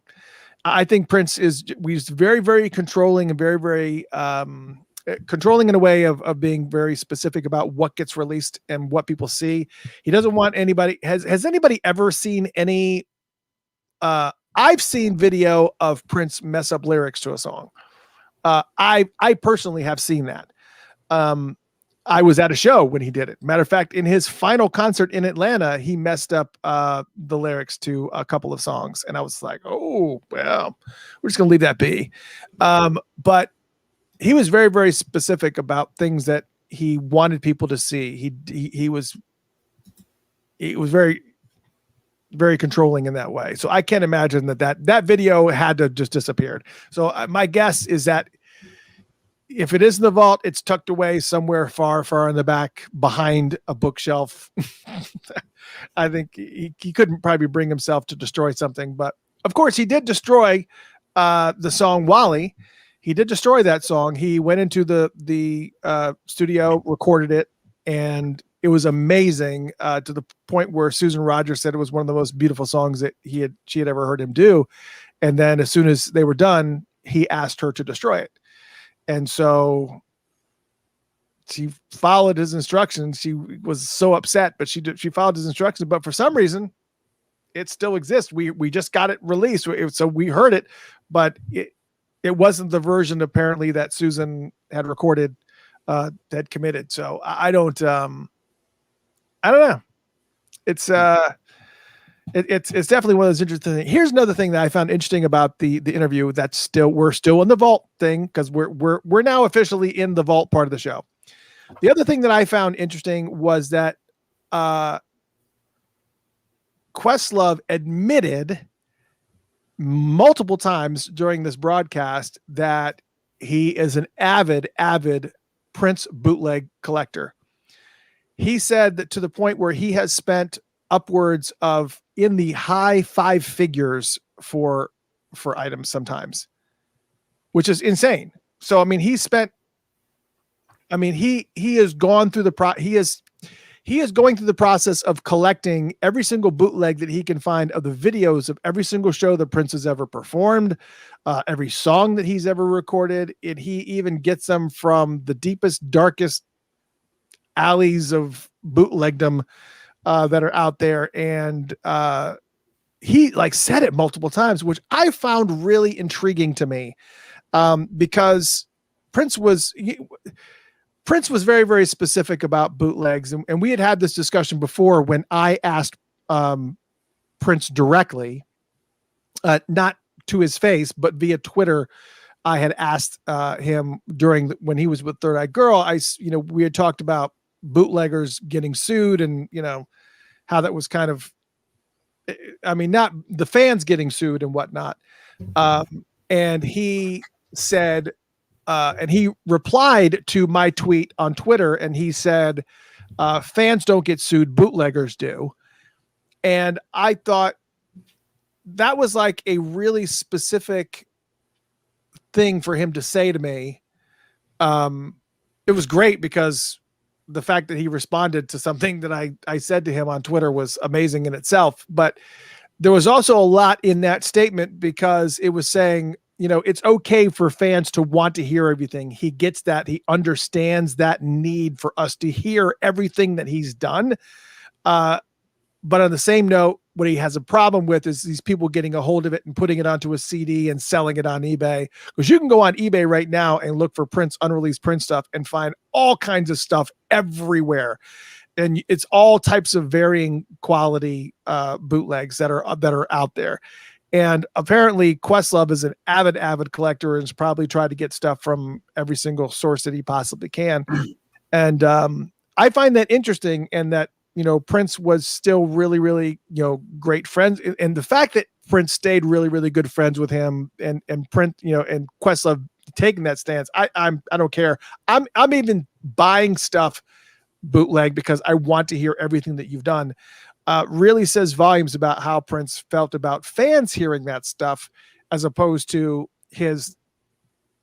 the focus of his ire was the fact that these bootleggers were selling it and making money off of his work. That was his biggest issue. But I found I was impressed that he was so forthcoming about his collector stance. I just found it unusual. You and I have been collectors for decades. I mean, we try to get a hold of everything that he's ever done. I have spent money on it. We bought the Black Album when it first came out. We bought Crystal Ball. Got multiple versions of the Black Album. Multiple versions of Black Album, multiple versions of Crystal Ball. And matter of fact, that live concert that happened at Paisley Park, that was one that you had bought when we lived on Cheshire Bridge many years ago in 80, whatever it was. So I think it's interesting that all these bootlegs, all this music that exists in there, it's still relevant to what we're talking about here with the Prince Vault, because we're going to start talking about things that are in the Prince Vault right now, which we are, but we're talking about the fact that all this music is in there, all these movies and stuff. You look like you wanted to trying to say, I'm also looking at this conversation that's happening in the chat room. One of the biggest collectors that I know of personally is Rodney. Rodney has so much amazing stuff. He has so much concerts and whatnot. A friend of mine actually gave me access to his collection of all the live concerts, and he had tons of live concerts, all the video versions of live concerts. And he gave me access, and I was just like, download all. And I was like, I got to buy an external hard drive now. But and I haven't been able to watch all of them because they're all varying qualities of video, but still it's pretty amazing the amount of stuff that's out there. I'm sorry. It's been like rambling off. Were you going to say something? Me? I guess not. Okay. I was just letting you go, man. You were off. You were just going. So I thought I'm gonna let you go. You're I'm on a keto roll. Everybody wants to know what exactly we're talking about. I have been doing keto because I have to lose weight. I have to. I'm so upset with myself, and just that anyways, I've decided to go on keto. I'm on day 5. And is it day 6? Oh, it's day 6. Sorry. Keto brain. Day 6, and I've been doing it pretty hardcore.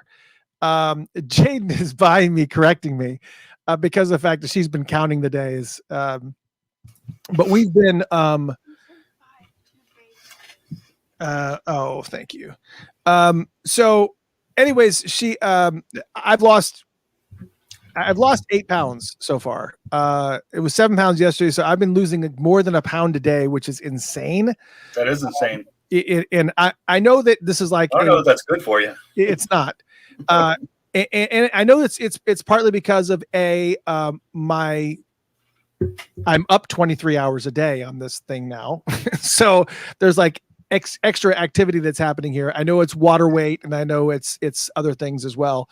But anyways, so because of the loss of sleep that I've gotten over the past 3 days with total of 5 hours sleep, that's where you're going to keep hearing this keto brain reference, because I'm just, it's insane. The amount of weight I've lost in the period of time, but it's okay. I'm okay. I'm just going to keep on doing what I'm doing.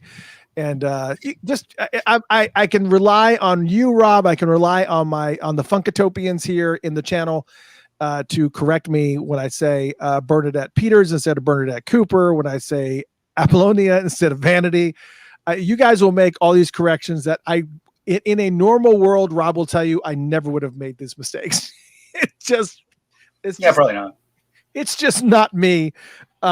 Just because I kind of I feel like I'm a walking encyclopedia of princely things.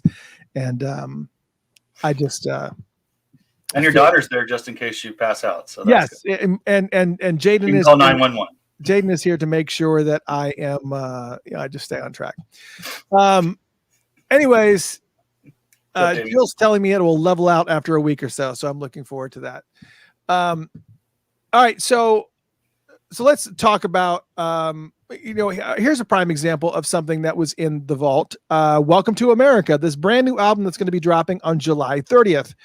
I'm just so excited for this album. The music is absolutely fantastic. Love the fact that Welcome to America is out there. But here's what's pretty surprising about Welcome to America is one of the reasons why I put this up there to talk about with Welcome to America is there are some songs in here that I had not heard. There are some songs on here that I had heard, but here's the difference, I think, between once we crossed over, I wouldn't say 2000, just to say 2000, just for easy numbers. The way that he distributed things to bandmates and whatnot on cassette tapes, on a variety of different things that he would just because Sheila E., Morris Hayes, all of them has said they have boxes of cassette tapes that Prince has given them. Boxes. And if these people have boxes of cassette tapes, there was boxes of cassette tapes. So it was really easy for these bootlegs to get out there. But something happened obviously in 2000 when we entered into this MP3 world, where he was able to kind of keep tabs on things a little bit better. So things were able to kind of stay in the pocket. I think he still wanted to get things out there because when 2010 came around and he put together Welcome to America, and there were all of these amazing songs that are on here, like the title track Welcome to America, which is unfriggin' believable, and Born to Die, which is unfriggin' believable. These are fantastic songs, but I think even though he shelved the album in 2010, I think he may have really kind of wanted to hear people hear some of the tracks that were on this album, so he kind of leaked some stuff out. Same Page, Different Book was a good example because he let that go to a radio station, and the radio station played it out. And once it got to the radio station, it's over at that point, because then the DJs pick it up and then they take it home and then they distribute it and they send it out. And the next thing it's all gone. But there are quite a few tracks that are on Welcome to America that we've been hearing for years now. But there are still some tracks on the Welcome to America track list that I have never heard, which is kind of surprising. I would ask. I'm typing here. Welcome to America track list. I would ask Rodney if he's heard every single track that is on that on the vault. I mean, on this album, but I'm sure he'll tell me yes, even if it wasn't, because he's not going down like that. But there is "Welcome to America," which we've heard. The song "Running Game," "Son of a Slave Master." I've never heard that song. "Born to Die," we got to hear. 1,000 Light Years from Here. I want to say that is a song that was called something else. I think it was called something else before that. But I know that that song, 1,000 Light Years from Here, used to be. Oh, yeah. Oh, I have heard that song. 1,000 Light Years from Here. 1,000 Light Years from Here. Yes, I have heard that song. So so that one I have heard. That used to be tied to Black Muse, but Black Muse ended up on, I think, Hit and Run Phase 2. So that one, no. Anyways, Hot Summer, we've heard that song. Stand Up and Be Strong, I've never heard that song. Check the Record, I think I've heard that song. 1010, Rin Tin Tin, never heard this song. Yes, I don't know if that's like a version of the Family song. I imagine it's not. One Day We Will All Be Free. When She Comes, I've heard that's a slow song. Check the Record. So there's a bunch of songs that are on this album. It's literally like getting a brand new album, minus like about five tracks on this that I've heard. And we don't even know if what we've heard, is going to be the same thing that we're going to get on this album. There's been songs that we think, oh yeah, I've heard that song. And then the album comes out and you're like, wow, that's totally different from what I heard. So we kind of see that quite a bit. We see all these tracks and all this music that's in there that he's managed to kind of keep a pretty good tight lid on. So I'm really excited to see the Welcome to America. I'm really excited to see the Welcome to America tour album come out because it is like a brand new friggin' album, and I am so excited for it. I got the deluxe edition. I can't wait to do it. We are going to be doing an unboxing of that. Hopefully I'll get it from Amazon before July 30th, because we're going to be doing an unboxing of that. Then on top of that, we're also going to be doing an album chat on July 30th as well for Welcome to America here on Funkatopia Live. And then on top of that, July 22nd, actually, which is great, 8 days before we do the album chat, they're doing our Andrea Swenson is going to be doing with the Current. I don't even know if she works for the Current anymore. I think now she's with the estate. Maybe somebody in the chat room can tell us Andrea is still with the Current. I heard that she's kind of made a shift to just the estate now. But on July 22nd, they're going to be doing official Prince podcast that's going to be talking about Welcome to America, and they're going to be talking about a lot of tracks, which would be great because they might be able to fill in some of the little tidbits and stuff for the album chat that we'll be doing 8 days later. But we're doing a lot of work for the album chat before that even happens. Love you too, dear. Thank you for hanging out with us. And that goes for anybody that's leaving our show right now. Not just my daughter that walked away. If you're on the radio show, we have a little bit of a video thing that we do on YouTube, youtube.com/Funkatopia. We're also on Mixcloud now, mixcloud.com/Funkatopia, and we're on Facebook, facebook.com/Funkatopia. We make it easy, FUNKATOPIA, but you can also continue just to listen to this audio, but it's all good. Yeah, it's going to be great. Yes. And we're going to have a listening party as well. Somebody's asking, there is going to be a listening party that's happening in Arizona. What is that location again, Rob? Do you know off the top of your head? It's the is the name of the record store. The name of the Grand record Avenue Records.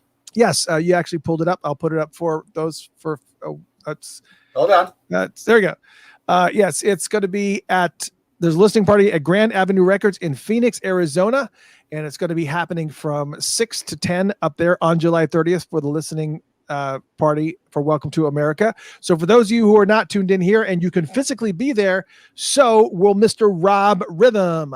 Rob Rhythm will actually be at that listening party in Phoenix, Arizona. So if you want to meet Rob Rhythm and get your picture taken with him and hang out with him and whatnot, and he's going to be there and it's going to be awesome. So if you have an opportunity to do that, do that.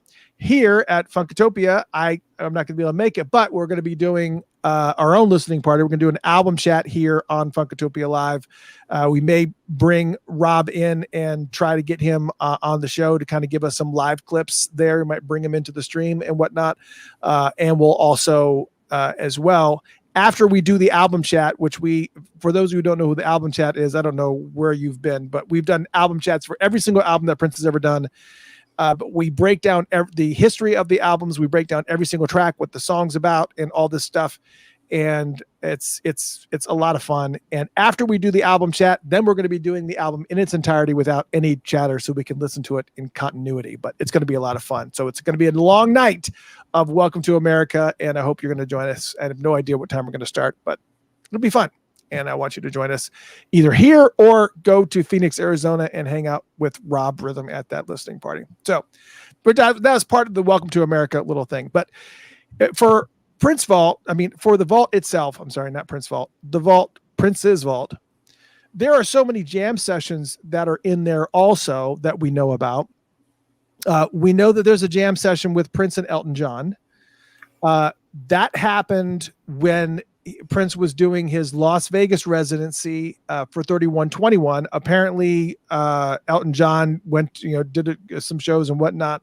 And at some point in time, Prince and Elton were together, and they had done some recording of just jam sessions and just various things, and that is in the vault. So there is some jam sessions with Elton John and Prince that I heard existing, and that's going to be friggin' insane. So I am looking forward to. I would love to hear that. This is kind of the other sad thing too, is to kind of know that the reality is that probably we're going to be dead and gone, and we're not going to be able to hear most of the stuff because it's just not possible. It's just I said it before. Even if you were given the key to be able to listen to everything in there and watch everything in there, it would take you probably the rest of your lifetime to get through it all. Because you would have to dedicate your every waking hour listening and watching everything that's in there. And then even after you're dead or on your deathbed, someone would whisper in your ear, "Oh yeah, there's that one jam session we forgot to play for you. Sorry, maybe you'll hear it some other time." So it's just, there's just so much stuff that's in there.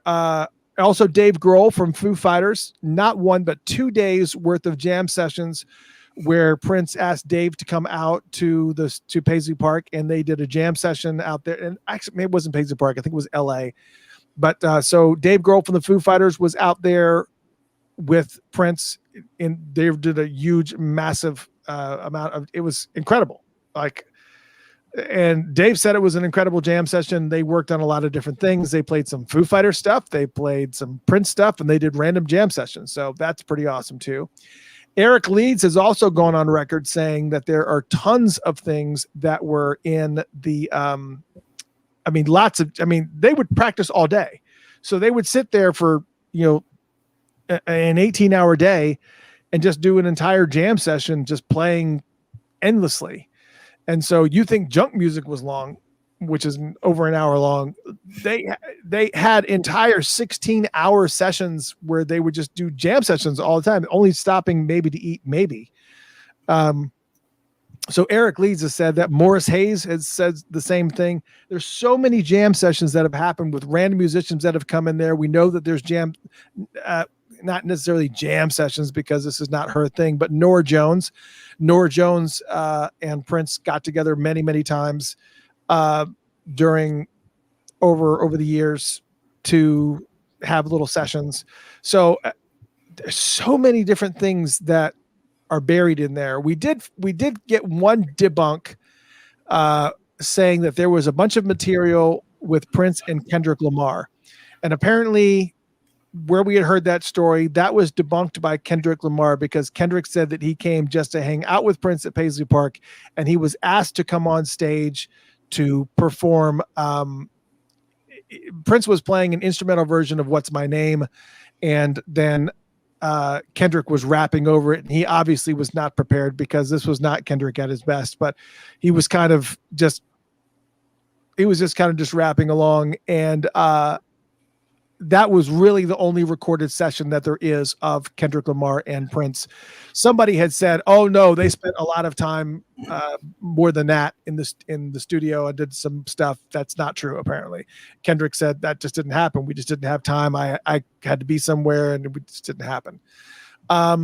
So there's many jam sessions that are in there, full completed albums that are in there. We're going to talk about some full completed albums too, but we're going to take a break from the full completed albums section of it and move to the movie part of it. There are movies that he created. Matter of fact, I actually had, and let me see if I can actually pull this up. I'm going to share, let me share a little video file give you a taste of a film called Hard Life. I don't know if many of you have heard. There was a film that he did called Hard Life. It was a short film. It was horrible. And he did it with Madhouse Music, and Eric Leeds was in it. And also Wally Safford was in it. And I was on the phone with Wally while I was watching it, and I was laughing, and he was telling me some of the stories that were going on when they recorded this. Also in the beginning, there is a fight. I can't remember his name now. The other gentleman from Side of the Times that was behind the bar on the Side of the Times movie set that always was with Wally all the time. There was a fight scene between him and a woman, an older white woman. That older white woman was Dr. Fink's mom. But here is and no, Bajan asks, is Prince even in it? And no, he's not. But this is the book Madhouse stuff, and obviously they've got Madhouse Music going. Greg Brooks, thank you, Rodney. So there's a little. It essentially starts out, and I'll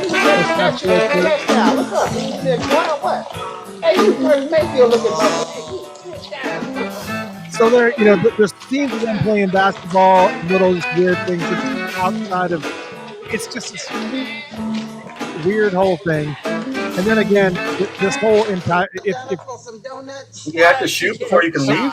Yeah, so that's Dr. Fink's mom right there. You think it's fair for you to be littering up our sidewalks with your raggedy ass? Where you from? Detroit, baby. Detroit. Why don't you just go back there and beg for money, you big pickle-headed bastard? What do you want to ruin my day for? What's the it's matter Wally with and you? Fink's mother. He's Greg from Brooks is actually on the Detroit, ground. too. Yeah. Well, why don't you go back there? Donuts. You need diet pills, boy. Keto, that's what you need. So then Wally gets ticked off, and the next thing you know, Fuck, no!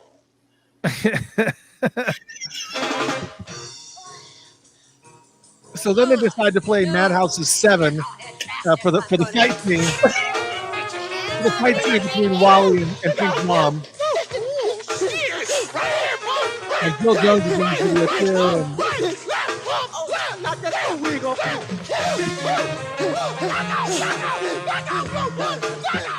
Anyways, it's insane.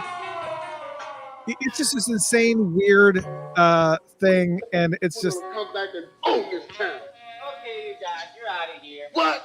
That's right, young lady here posted your bail. And there's Eric Leeds, who's. Darling, can you believe this? Awful. It's just the whole thing is weird. It's just a lot of weirdness all the way through. But anyways, this is a whole entire movie. You can actually get this whole entire movie on YouTube right now if you go to YouTube and look for Prince movie Hard Life, and you can watch this whole debacle of a show. Were you cutting it, or were those actual cuts? No, I was cutting it. I was kind of moving along. Right. Yeah. I was cutting it, moving along because I was like, wow, it really makes no sense. Yeah, and it doesn't even if you watch it. Even if you watch it, it's weird. It's just kind of out there. But yeah, it was funny. it was funny to watch, some of it was just that type of really, like that kind of tricky humor. It was just that kind of delivery type of thing, but it was really weird, poorly acted. It's just this whole thing. But I don't know. yes, That fight scene was well choreographed. I liked that. yeah. Anyways, so that was yeah, And well shot too. you're right. So that was movie called Hard Life, but there's other movies in there too. There's also supposedly somebody said there's a movie called Prince of Darkness and the Morning Star. I wasn't able to find anything about that. There's a movie called The Dawn. Apparently there's another movie that Prince was in the process of doing for the Robert Johnson story, and Prince was going to play Robert Johnson. And I have never heard about that one. That sounds interesting. I didn't know. Obviously, having Prince do blues and play Robert Johnson, and it would have been an amazing story for sure. It would actually have been fantastic, but I don't know whatever happened to it, or if it fell off the radar. I don't know what it was.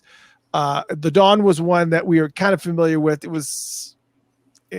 was always going to be a weird one. That was when he was in that weird 90s phase where he was kind of doing all the plays, and he was trying his best to try to record a musical and do this opera type of thing. And it was just so weird. I don't know what ever happened to it. 3121 was another one that he had actually recorded. Actually, Prince Vault had actually listed a couple of things that were out there. The Dawn, Hard Life, Life O' the Party, Welcome to Chicago, which I imagine was going to be a concert film for Welcome to Chicago. There was another movie called 21, the 3121 film. And what was interesting is they also had, there was a movie called The Second Coming that preceded Purple Rain and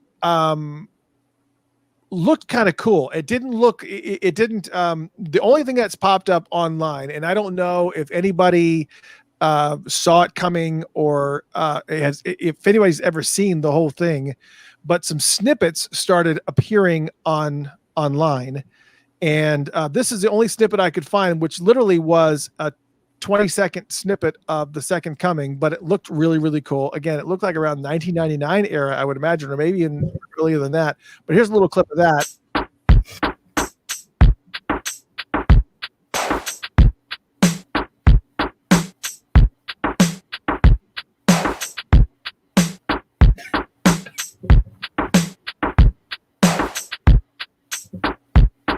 Yeah, and I don't know what all this is, because here's the other thing too, is that the overlays are referencing Sexy MF and also a Sign of the Times, which, so whoever released this clip obviously didn't release it until way over a decade after, so whoever has this, maybe they may have more.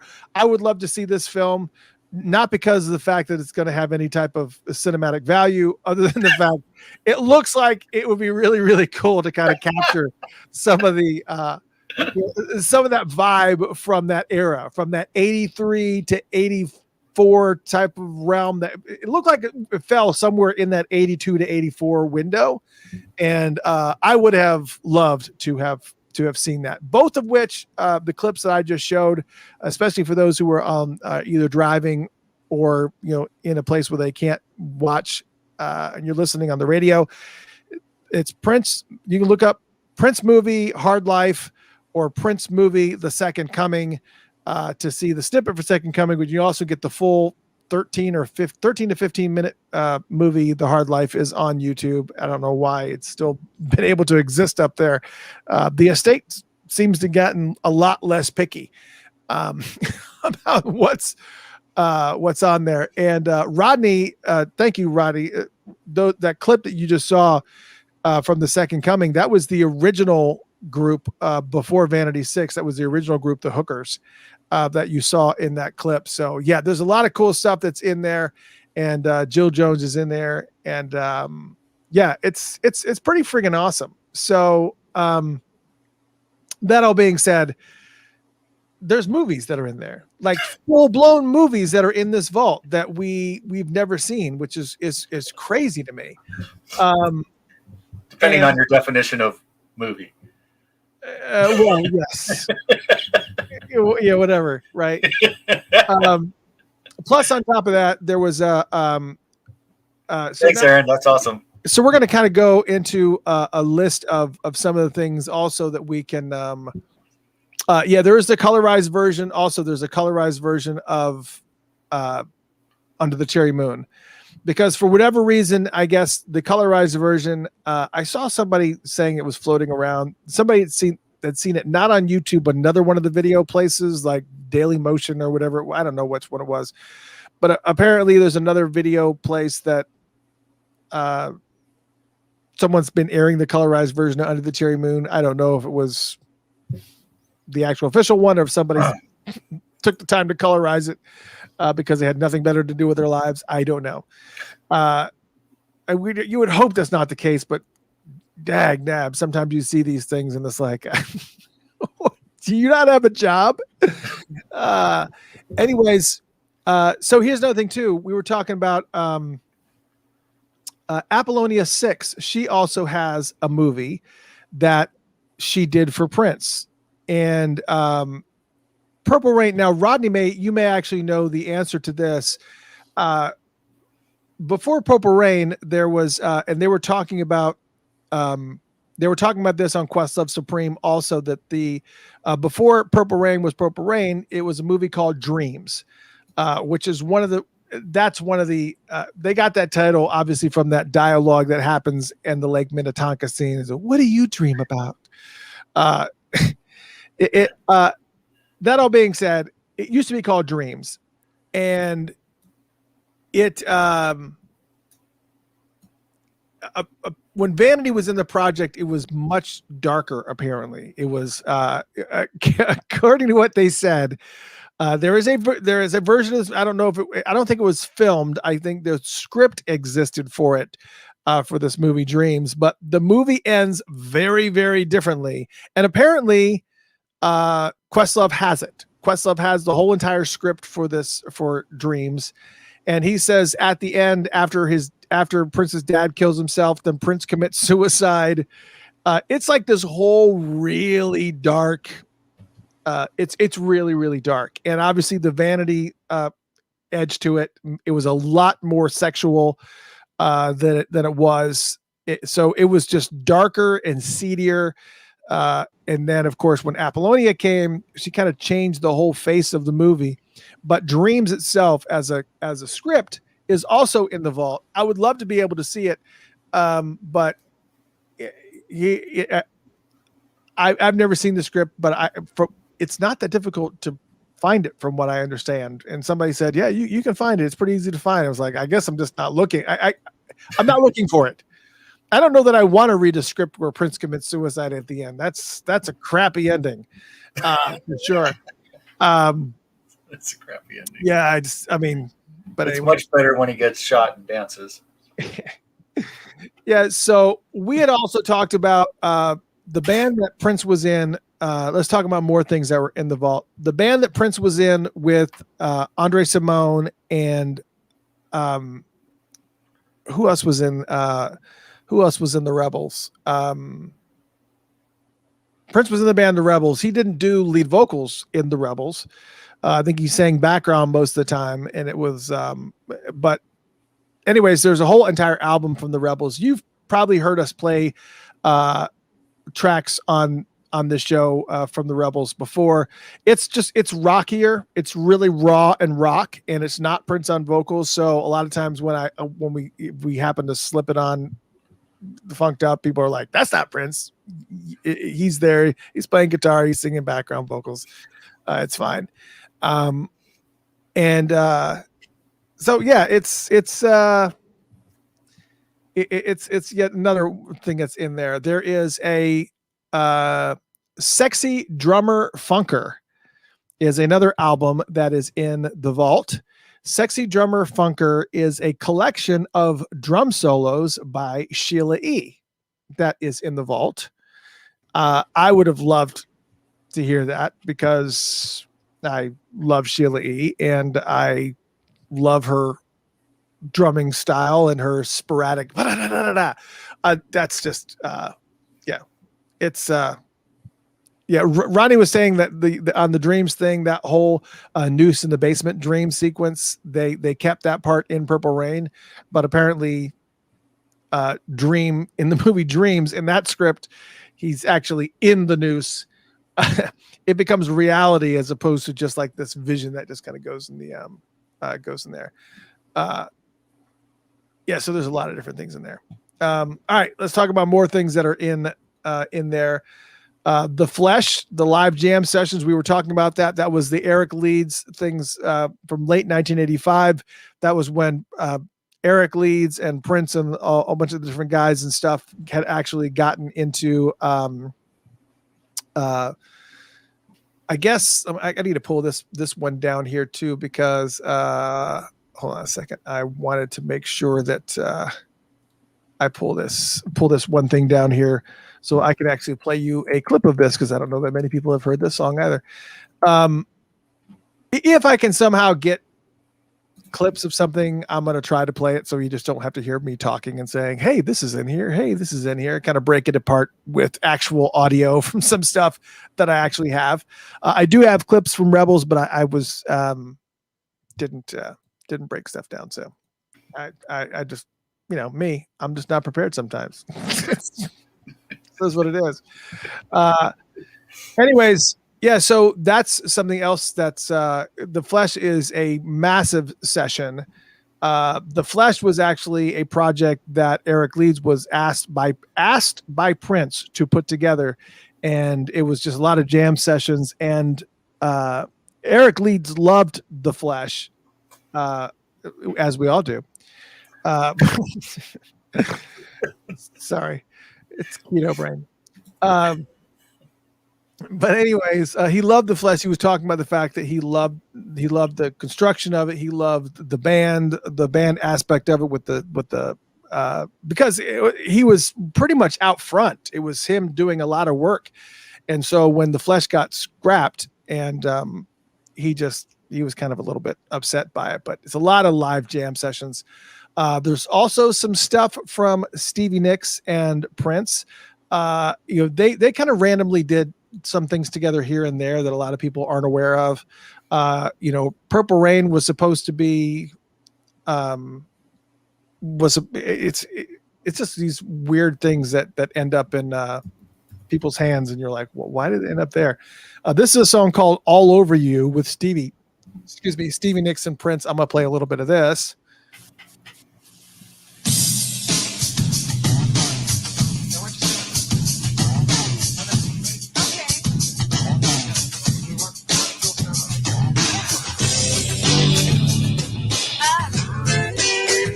I don't think I have to worry about Facebook picking this up, because it has no idea what this is.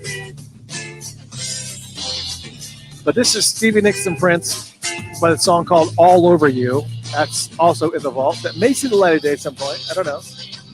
I remember hearing about this song, but never hearing it. Yes. And I don't think she ever really locked in any... it was kind of like a jam session of sorts. Yeah. And then they kind of found a melody.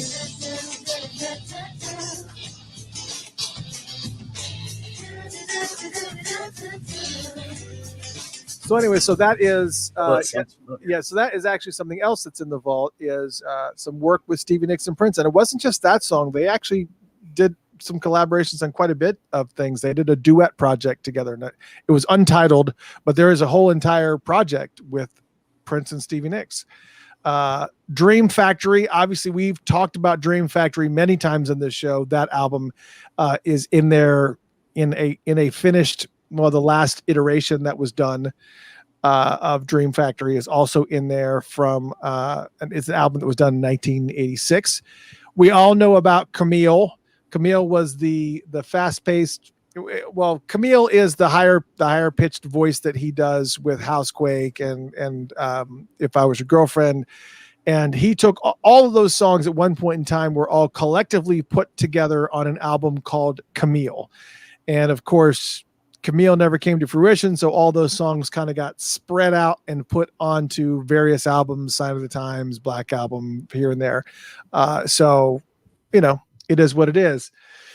The album that I've talked about a few times before, Sheena Easton, when she went from Morning Train, this, kind of poppy goody two shoes, bubblegum stuff with Morning Train that Sheena Easton was doing, when she crossed over and went to Sugar Walls, ended up on Tipper Gore's naughty list and being one of the naughty songs with Sugar Walls. She decided that she wanted to do a project that was all along the lines of what she did with Sugar Walls. And so they put together a album called Late Night Train. And Late Night Train is basically a bunch of songs just like Sugar Walls was. It's kind of just a little bit raunchier, raw funk. And I'm kind of upset that one's sitting in there, because that seems like it would be awesome. But apparently, I don't know what happened with Sheena, if she had a change of heart or she just kind of felt like, maybe I better not. Maybe I better not do that. So she left it, and it's sitting in there, which kind of sucks. To be totally honest, I mean, outside of Morning Train, I did not know Sheena Easton's work outside. Do you know anything outside of Sheena Easton's work outside of that? She had a song called Modern Girl that I liked back then, and there might have been one or two other things that she did that I liked too, but I want to say that didn't she also sing one of the songs for one of the James Bond movies? I think you're right, but yeah, I don't know.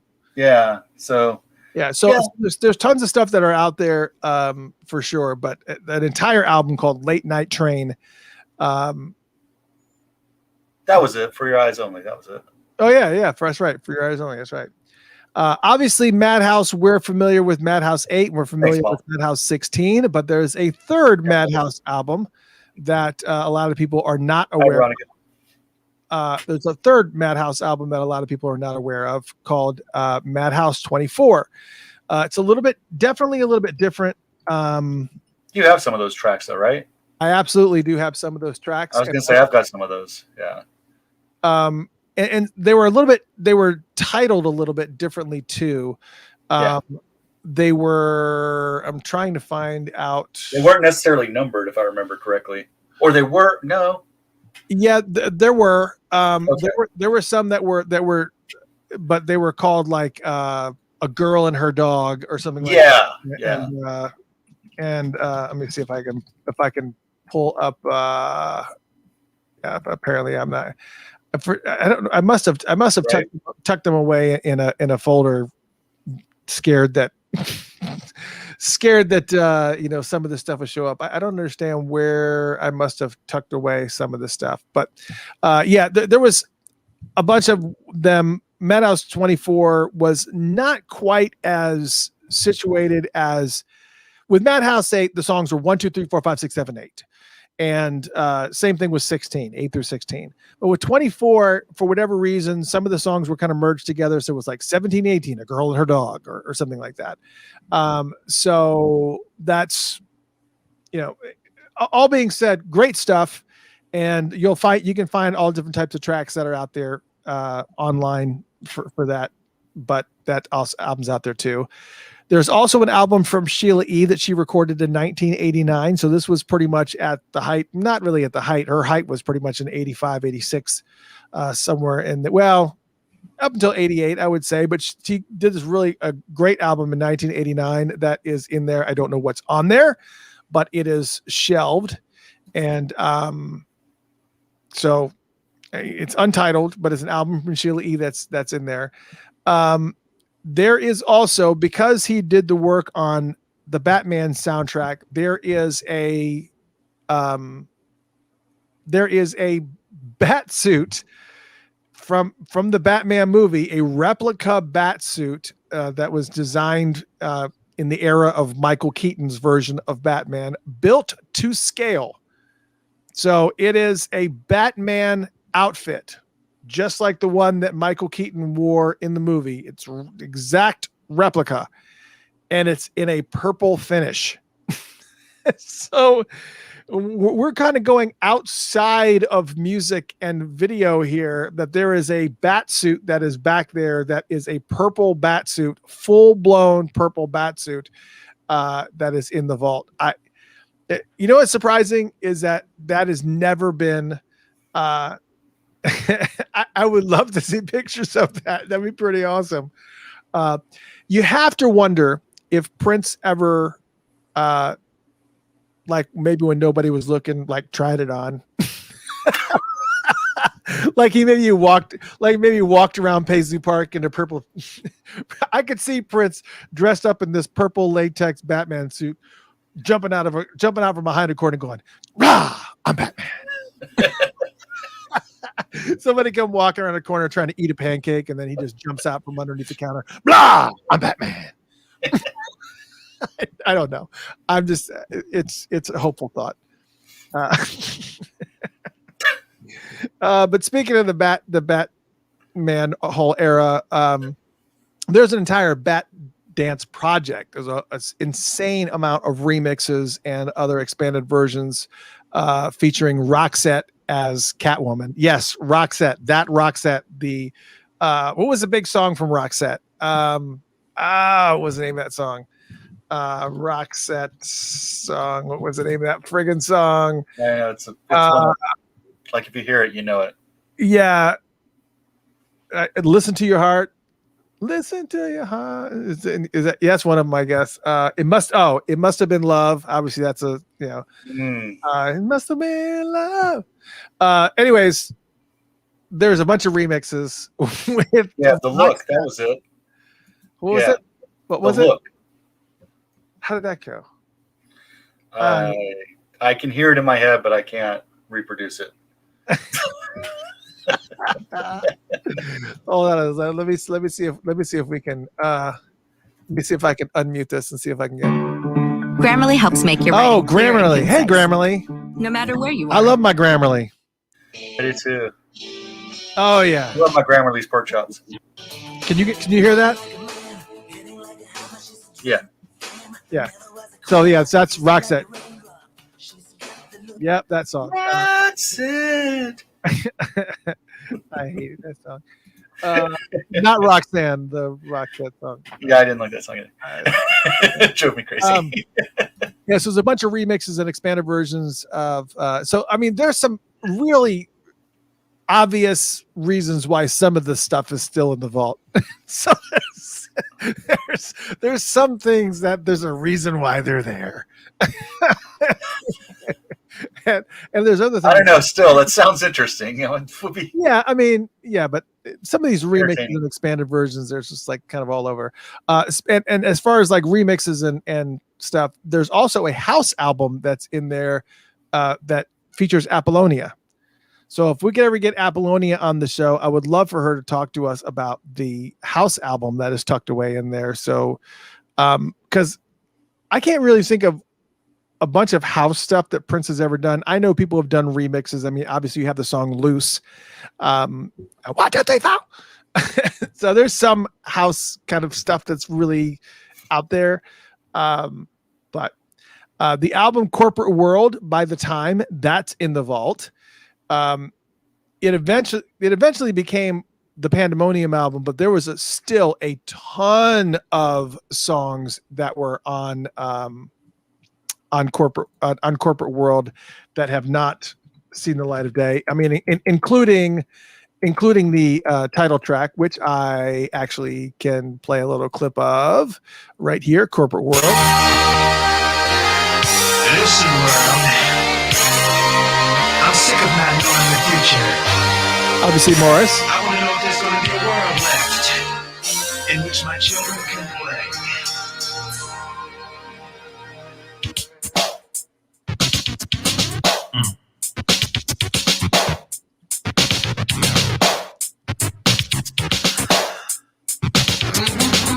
Another interesting drum track by We Brent. can do this. Let's go. Let's go. Corporate world. Yeah, so that's Corporate World, and which is a really oddly paced song. It's, It would have fit on Pandemonium though.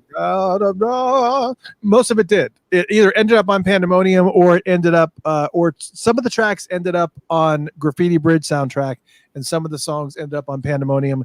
And there was a couple of them that kind of got pushed to the wayside that never saw light of day, like that one that just played, Corporate World. Yeah. I was just thinking that Corporate World, the song, would have fit on Pandemonium. Had that same feel. Yeah, I mean, and it could have been. I mean, it could have actually made it out there. It could have actually been one of those. Yeah, it's actually. Matter of fact, after we're done with the show, I'll make sure that I play Corporate World after we're over in its entirety, so you can actually hear it. And maybe I'll drag some songs over that we talked about tonight, and let you guys finish out your night with some cool tracks from, because we have some of these things, but there are entire things that are in there. And just put Hard Life audio on the radio show too. I don't know if that was really bizarre. That'd be pretty interesting. Like, what the hell? Yeah, truly friggin' unusual. Yeah, for sure. So anyways, there's an untitled Shaka Khan project that's in there. So there's that. I would love to hear that. Oh yeah. Well, I mean, you can't really Shaka Khan. You guys see me raising my hand here. I had to switch on the TV real quick to see what the score of the Hawks game was. The Untitled album is, I don't know how many songs are on it, but for whatever reason, it's just, it sits in there. But there's so many albums that are in there. It's just, this is not really surprising. Rave Unto the Joy Fantastic, which is different than Rave Unto the Joy Fantastic. Rave Unto, and there's another one. Rave Unto is spelled out UNTO on the album that's in the vault. Rave Unto, the number 2, was released, but there is different stuff. There is different albums that are in there. I mean, a different song. I don't know what's on it, but there's, it is what it is. There was a band called Flash, which featured Margie Cox as lead singer. They got a full album that's in there. Going back to things that are not music or not movie, there are 4, not 1, not 2, not 3, but 4 BMX motocross bicycles that are in there. 4 of them, and unused. They've never been ridden. They're literally you're just sitting in there, complete with tags and just sitting there. Just crazy. There was a sequel to Under the Cherry Moon. I don't know where you get a sequel from Under the Cherry Moon, since Prince was killed in the end of the Cherry Moon, but apparently there's a sequel to Under the Cherry Moon called Under the Apple Tree. I'm not kidding you. It exists. There is a script for a Under the Cherry Moon sequel, and it's called Under the Apple Tree, and it exists. I don't know. I don't know what that would have looked like. Maybe it's Christopher in heaven now, and how he deals with the afterlife. I don't know. It's just, I don't know. Andre asked how much live stuff is in the vault. I mean, tons of stuff. He recorded everything. He recorded every single album he recorded from every concert that he did was recorded. So all the stuff was in there. All the after shows were recorded. Most of it was recorded from soundboards. So every single show, it's great. I mean, it's just insane. People are asking, where are we getting all this vault info? It comes from a variety of different places. lots of them are interviews. There's one that had like a long list of different places, interviews, things that people have said are in there, different types of posts from this one place called A Side. There's tons of stuff, and but anyways, there is a song sung by Kristen Scott Thomas. Is it Kirsten Scott? No, I guess I thought it was Kristen Scott. Yeah, you got it. Kristen Scott Thomas, the actress from Under the Cherry Moon. She actually sings a song called "Take a Bite of My Apple" that is from the Under the Apple Tree soundtrack. So there's a track in there where Kristen Scott Thomas is singing. There's a song called "Take a Bite of My Apple," and she's on it. Along with that bat suit, that purple bat suit that we had talked about. This has nothing to do with it. I saw a cat suit and I thought this is where we're going with this. It's not. Keto. A keto suit? Yeah, it is a saxophone slow jam concept album. Inspired by Michelle Pfeiffer's Catwoman from Batman Returns. So apparently Prince had seen Batman Returns, was so inspired by the way that Michelle Pfeiffer played Catwoman that he created this whole entire concept album that is pretty much a saxophone heavy concept album. And the project is called Catsuit, is what it's called. So that's interesting. Wow. There was you guys remember the comedy show In Living Color? Everybody remember In Living Color? Yep. Great show. I think that's also where what's his name got us. Well, of course, all the Wayans brothers were on there, but also Jim Carrey. Jim Carrey was also on In Living Color. It was a big show. I mean, it was a great comedy show, and they got a lot of. It was really, really great. But anyways, there was a pre-taped performance that they had done for In Living Color. I don't know if Prince was playing in the band or what it is, but there was a performance that was done.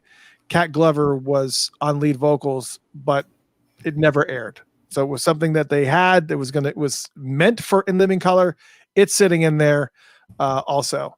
Now, here's something that's going to blow your freaking mind. There is an EP. Okay, I don't know if anybody's ready for this. Are you looking at this list, Rob?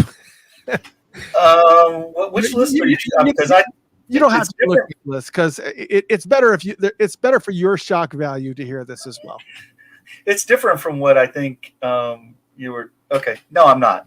Okay, so no, I'm not. There is an EP that is in there, an EP, untitled EP, that is it's music that features Kim Basinger. And actually, Kim Basinger also had an album, just so you know. A lot of people don't know this, but Kim Basinger actually did an album on Paisley Park Records, and it was released. And we've played some random clips from that. But anyways, this EP features Kim Basinger, Ween, the band Ween, and Ozzy Osbourne.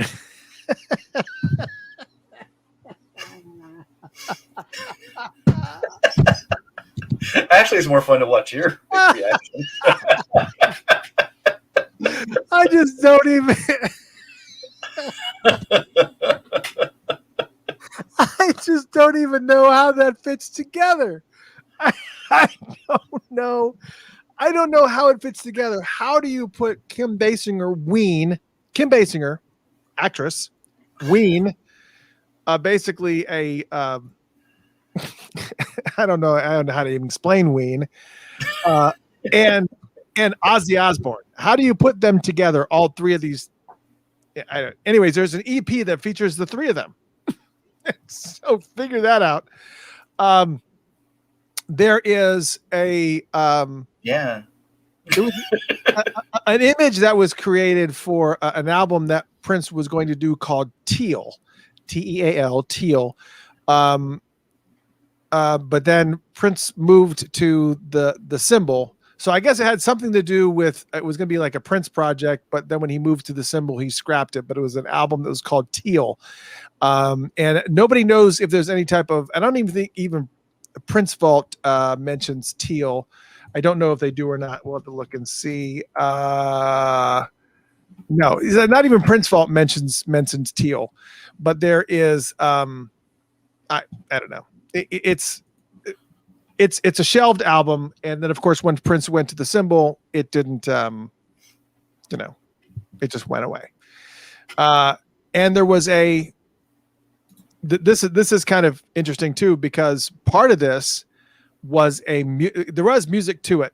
There was I'm trying to figure out the best way to say this. It was a song that was called Teal Snow. I don't know what that's about, but the song was called Teal Snow. And Tim Burton, who did, well, everybody knows who Tim Burton is, but at the time he was obviously working closely with Prince with the Batman soundtrack, even though Tim wasn't too keen on Prince doing the whole thing. He wanted to use a couple of Prince's songs, but because of the fact that Warner Brothers was being so heavy-handed and Warner Brothers was being very, very heavy-handed in double dipping the whole project, because what they wanted to do was, because Warner Brothers was releasing the movie, and they had Prince as an artist on their label, working. It was just one of these things where they felt like, screw it. Yeah, you know what, Tim, let Prince do like everything on this soundtrack. And of course there are two Batman soundtracks for that movie. There's there's the Prince one, and then of course there's the instrumental one that was done from Mother's Bow. But anyways, there is a 19-minute extended music video that was directed by Tim Burton. So Tim Burton directed this music video for this song of Prince's called Teal Snow. That's in there. Anybody getting bored yet of all the crazy stuff that's in this vault? It's like insane. So there's a couple more things that I guess we're going to go with this Teal thing. There was a thing called Teal Angels, which is a collection of 6 bedazzled stage outfits, complete with angel wings. That was going to be a stage show that was going to be around this whole Teal thing. So I guess all this artistic stuff that he had going on in his mind, he was just going to be going insane with it. Plus there's a whole backdrop that was also for that show as well. That was 8-foot neon light letters that spelled out Teal, Teal, but they wanted to do a show called Teal, and in that package there was apparently there's a rejection letter from the Neon Museum in Las Vegas that they wanted to house this thing. So I guess these letters are there along with the rejection letter from Neon Museum Las Vegas. Anyways, next item, the Tora Tora Experience, which Tora Tora was a pseudonym Prince used to create some unreleased music in 1994.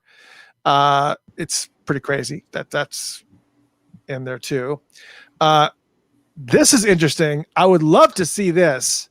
Definitely would love to see this. 2 boxes of correspondence between Prince and Sinead O'Connor. It's O'Connor's, including O'Connor's contributions to mostly lurid cartoons about Saturday Night Live cast members. So I guess when she was on Saturday Night Live, she had a bunch of different, anyways, 2 boxes full of correspondence between Prince and Sinead O'Connor. And what I find interesting about this is, if anybody has seen the clips and whatnot, of what Sinead O'Connor had to say about Prince in her biography that was just released recently over the past few months.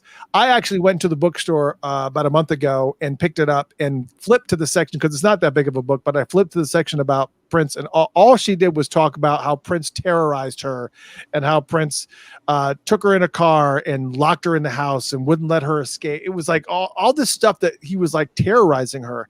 But it seems like there was a lot more going on than Sinead is obviously letting on, because there are 2 boxes full of correspondence between Prince and Sinead O'Connor. So there must have had some type of, they must have had some type of, it had to start out positive at some point, I would assume. Anyways, there's that. The Undertaker. That's something that we actually know about. We've kind of seen the 5-song, or maybe there's more than that, 7-song list of the songs that are on the Undertaker. But the Undertaker we know about, but I don't think it's ever been really officially released in this performance, this particular layout or whatever. So that's in there. There is, this is something you'll like, Rob, because I know your record collection. There is an unreleased hard rock project with Bob Mould called Bachwinkle. What's it called? It's called Bachwinkle. Bockwinkel. It's an unreleased hard rock project with Bob Mould, and it's called Bachwinkle. Wow. Yep. That sounds cool. Bob Mould. Some people call Mould and Mould. How do you pronounce it?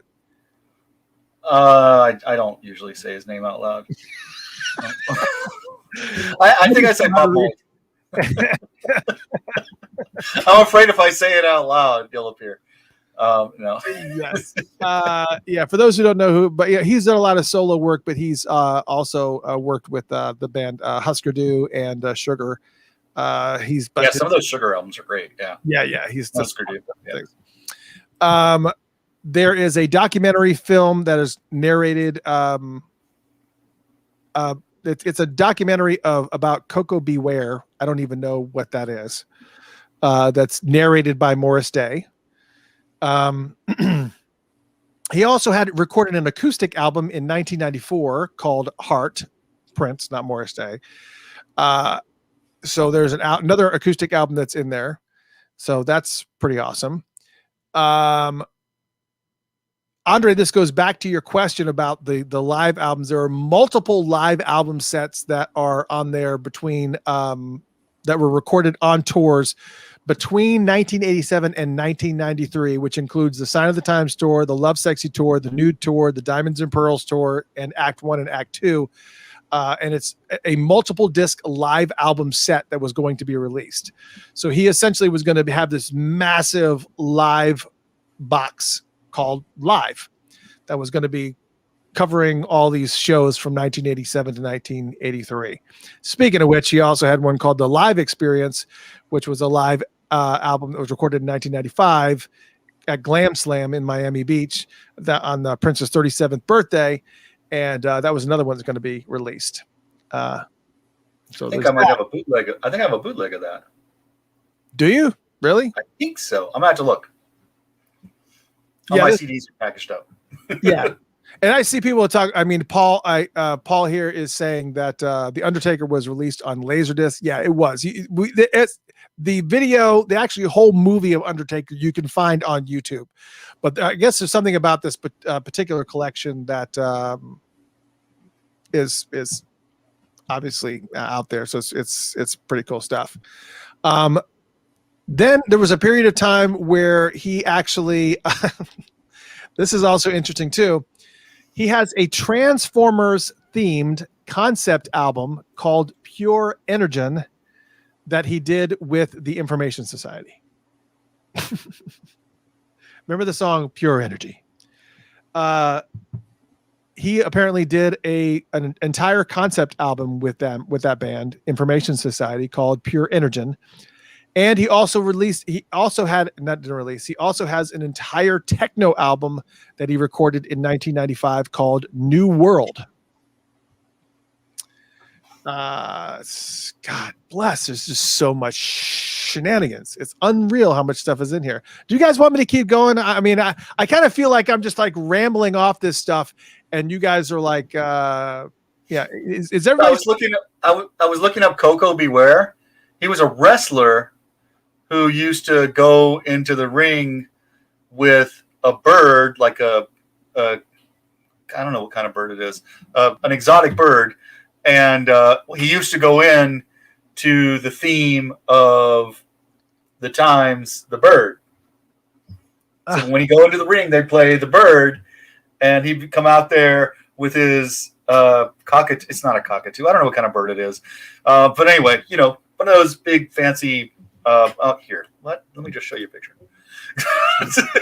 Speaking of birds, we'll take a little bit of a breather here for a second. Speaking of birds, go Atlanta Hawks.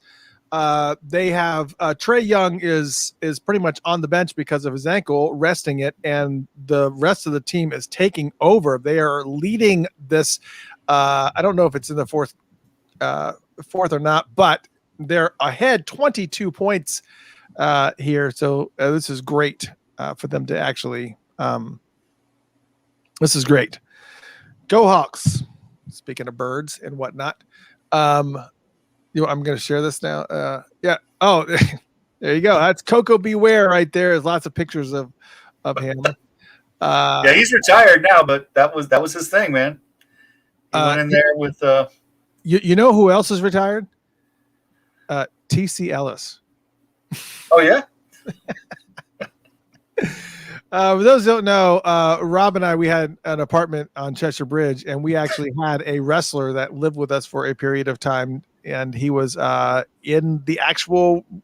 You said who did you say? You said T.C. Ellis. Did I say T.C. Ellis? Is this his keto brain again? That's why you messed me up. You're talking about PC. I can't remember his last name. What? PC Crenshaw. Crenshaw, yeah. PC Crenshaw was a wrestler. I mean, his keto brain is killing me. TC Ellis. PC Crenshaw is a wrestler, and he lived with us for, I don't know how long he lived with us. But he was one of these wrestlers that was he had to lose. That was his thing. He was just this guy that went in to lose. That's it. Well, they needed that. Yeah, he was in the yeah. Oh, apparently, according to Veronica, Rob Coco died a long time back. Yeah, it doesn't say anything about him dying. It says something about his bird dying, but not about him. He says, "My bad. No, he's not. Sorry." Veronica, you are fired as a producer on the show. Oh my gosh. Jeez. I was like all freaking out there. I was like oh no. Yeah, so PC Crenshaw PC Crenshaw lived with us, and he was a wrestler, was an avid wrestler, and he was just one of these guys that he was a character. He was definitely a character, dude. He was so funny. Yeah.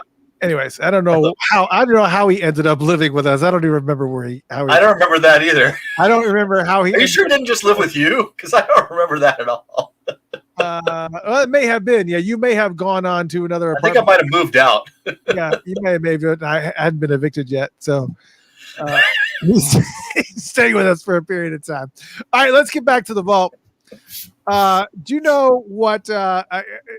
Whoever the producer is, what's TC Bear? TC Bear. It's an outfit, and apparently, it is built to. It's an outfit called TC Bear, and it's built to scale. And we're not getting into fuzzy stuff now, are we? Furry stuff? We're not doing furries. There's an outfit, TC Bear. It must be like I hope it's like a Teddy Ruxpin. Twins. Is it a Twins?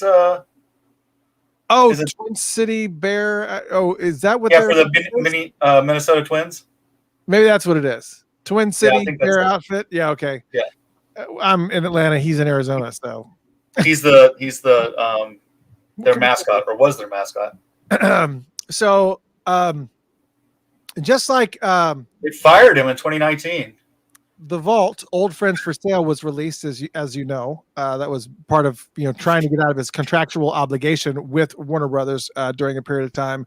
But just so we're clear, there's also The Vault volumes 1, 2, and 3 that are in the vault as well. And as well as a mysterious third record. A lot of that became Chaos and Disorder, but there was a bunch of different songs from that are still out there on this as well. Ingrid Chavez, who you know as his love interest in Graffiti Bridge, also you hear her voice all over the Love Sexy album as well, and she's a good friend of the show. She's been on our show not once, not twice, but 3 times. Love Ingrid. She's got 4 hours of spoken word poetry that is set to beatnik jazz. It's so that sounds interesting as well. There's also the children's music album that Prince and Maite had put together called Happy Tears, that they were putting together to make a children's album. So when their son was born, that would be an album that would be dedicated to him. Unfortunately, because their child passed from Pfeiffer syndrome, that's what it's called, right? Pfeiffer syndrome. They scrapped the album, so that's still sitting into that children's album. There's the unreleased album from 1997 called The Dawn, as well as the movie that we were talking about earlier. So that's in there. There's also an EP of alternative country called Purple Blue that he did with the band The Jayhawks. Interesting enough. Cool. There are multiple albums that I told you about, multiple albums that he did with Dave Pirner from Soul Asylum. I've talked about this many times. There's an album called PXP, capital P for Prince, time, and then a small X, and then capital P for Pirner. So that was good, PXP. And there was another one that they did called P2P. And then they did, Dave Pirner from Soul Asylum and Prince did another one called PNP 242, which was like an industrial project. And then there was one just called PP without anything in it. That is a Chuck Berry tribute album that was Prince and Dave Pirner. Wow. So there's all this. I would love to hear that. All this stuff that's in there from Dave Pirner from Soul Asylum and Prince. I guess they just got together and had this huge, massive session where they just did a bunch of stuff. It's crazy. There's an album called Robin. It's a concept album dedicated to Robin to coincide with the Batman and Robin film release. And apparently, I guess some deal fell through and that never worked out. So even though he had created the music for I guess it was going to come out along with the Batman and Robin movie, it didn't happen. Same thing with the concept maxi single that he did for the Arnold Schwarzenegger character, Mr. Freeze. It was going to be as a tie-in, and they were going to use it for a promotion for Dairy Queen. It just blows my mind, the stuff that's in this freaking vault. It doesn't make any sense. The Jay and Silent Bob movie, remember Jay and Silent Bob Strike Back soundtrack? There is a rap track that called It's Morris Time. That's Morris Day and Jason Mewes. And it was going to be on that soundtrack, and it never got released. There's an album from Maite called Scorpio. It's Prince and Maite. It never got released. I guess it's probably because they wasn't divorced, because of the divorce or whatever. Martika's Kitchen. Everybody knows that Prince, wrote that. But apparently there is a cookbook that Prince wrote called Martika's Kitchen, the Cookbook. And it was a rough draft of some cookbook that was going to be a cookbook / album project called Martika's Kitchen, the Cookbook. That's in there too. I don't, I'm just telling you what's in there. I don't, the things that happen in Prince's mind, I can't even, it's just crazy to me. Beautiful Strange. It's an album from 1998 that was going to be accompanying the Beautiful Strange television special that was released. Roadhouse Garden, that was the Prince and the Revolution album that did not happen because that was everything that was going on between Prince and the Revolution at that point in time. And there was an album that Wendy did, I guess that's in there, called Funk YR Reeve. It's called Funky Revolution, but it's the way that it's spelled out. It's funk. Yeah, maybe it's just better if I just copy and paste this because I can't even. I don't even friggin' know. Maybe we should slow down here. It is that. That's what it is. It's Funky Revolution, but that's how it's spelled. I just put it in the chat room. It's Funk YRRE VOL and then Ocean. So I don't even know what that is. But it's yeah. So apparently, it is an album that is in there that is a themed rock album dedicated to empowering women. So there's that. Now, for those who had the Prince VHS, I can't remember what it was. It was a VHS tape, I guess, that came out. At the end of it, there was a New Funk sampling series that was a 7 CD box set of samples and loops that were going to be designed. You could license and royalty. You could basically buy loops and sound effects from Prince's library. So drum tracks, horn tracks, keyboard stabs. I can't remember what. I can't remember which one it was. It was one of the VHS tapes or one of the DVDs, and at the end of it, it was like, I can't remember how much it was. It was a lot of money. It was like I don't remember. I remember it coming out, and I remember thinking, "Man, that's way too much money." But I was like, "Man, I'd love to have that." Yeah, I mean, because even now, I want to say it was going to be something like 800 or 1,000. I don't know what it was. It was like a lot of friggin' money. Yeah, it was like somewhere in that range. Yeah, I mean, anyways.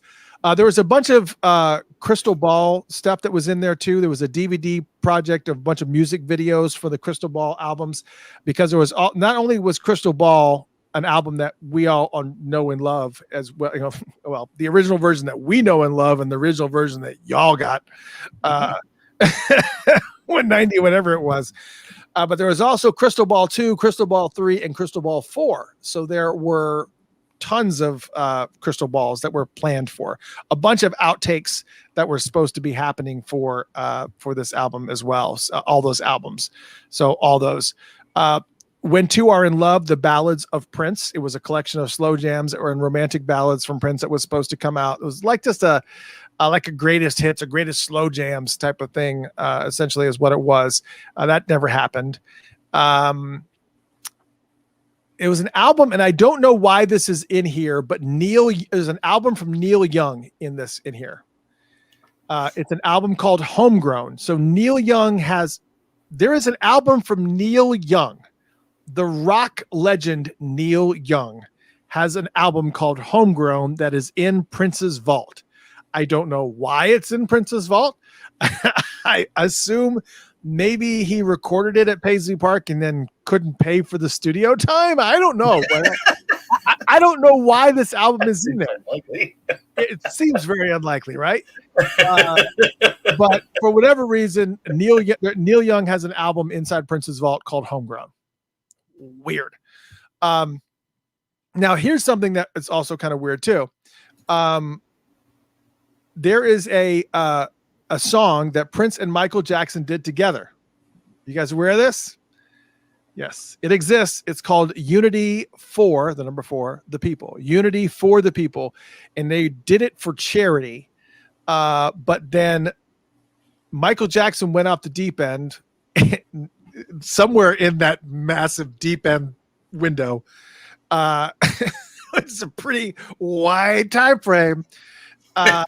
There was a pretty crazy ass long time frame where he went, where he was going to buy the Elephant Man's bones. Do you remember this? Yes. Yeah. So he was going to buy the Elephant Man's bones, and apparently Prince really was ticked off by that, and so he shelved this song. He was like, "I'll show you," and this song got shelved. It seems like I remember seeing something about the anyways. Are you familiar with the artist Eve? She did a bunch of club tracks with Prince, and they called it the Hot Experience. There's also a bunch of club tracks that are in there. The album High, which is an unreleased album from 2000, which features contributions from Angie Stone. There's also that one. There is an NPG album called NPG Peace that was supposed to be released in 2001. It did not get released in 2001. It's gone. There's also the documentary from Kevin Smith that, remember, there's a whole story that goes with this, that Prince called Kevin Smith because Kevin, I guess he lives in Minnesota or lives in Minneapolis, and Prince called Kevin Smith because he liked the whole, silent, but he loved the whole thing, mall rats and all that, whatever. And so Prince wanted Kevin Smith to do the documentary on Prince. And for whatever reason, there was a lot of documentary done, a good bit. I mean, obviously nothing that, even if they took the pieces and tried to put it together in some semblance of order, it would be very, very incomplete. But there is a huge portion of a documentary recorded by Kevin Smith that's in there as well. You can look on YouTube and go look at Kevin Smith Prince documentary and hear the whole story. It's a pretty long story. He talks for about 15-20 minutes on it, about everything that was going on, and it was, it's pretty cool. But I would love to see that anyways. There was an unreleased Carmen Electra project called Slut. It's the acronym. I don't know what the acronym stands for. It's SLUT.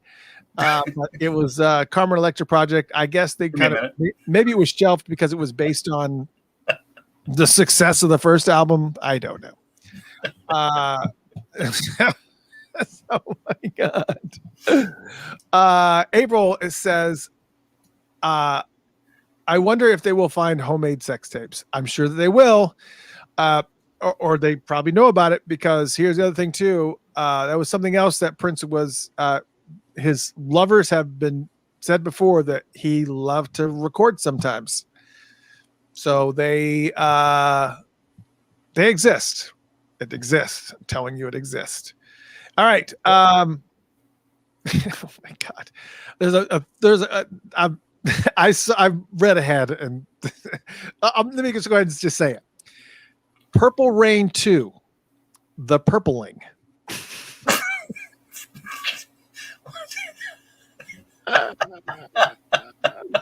Oh, I imagine that the title probably would have gone through editing at some point in time, but Purple Rain 2, The Purpling. There can be only one purple ling.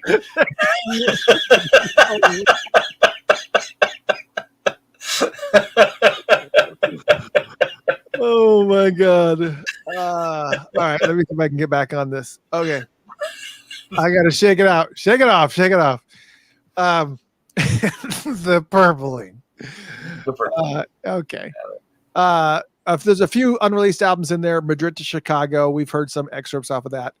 In All My Dreams, we've heard some clips, a lot of clips from that. Last December, those are also another album. Here are some actual physical items. Minnesota hockey hair, a rejected commission for the Minnesota School Boards Association.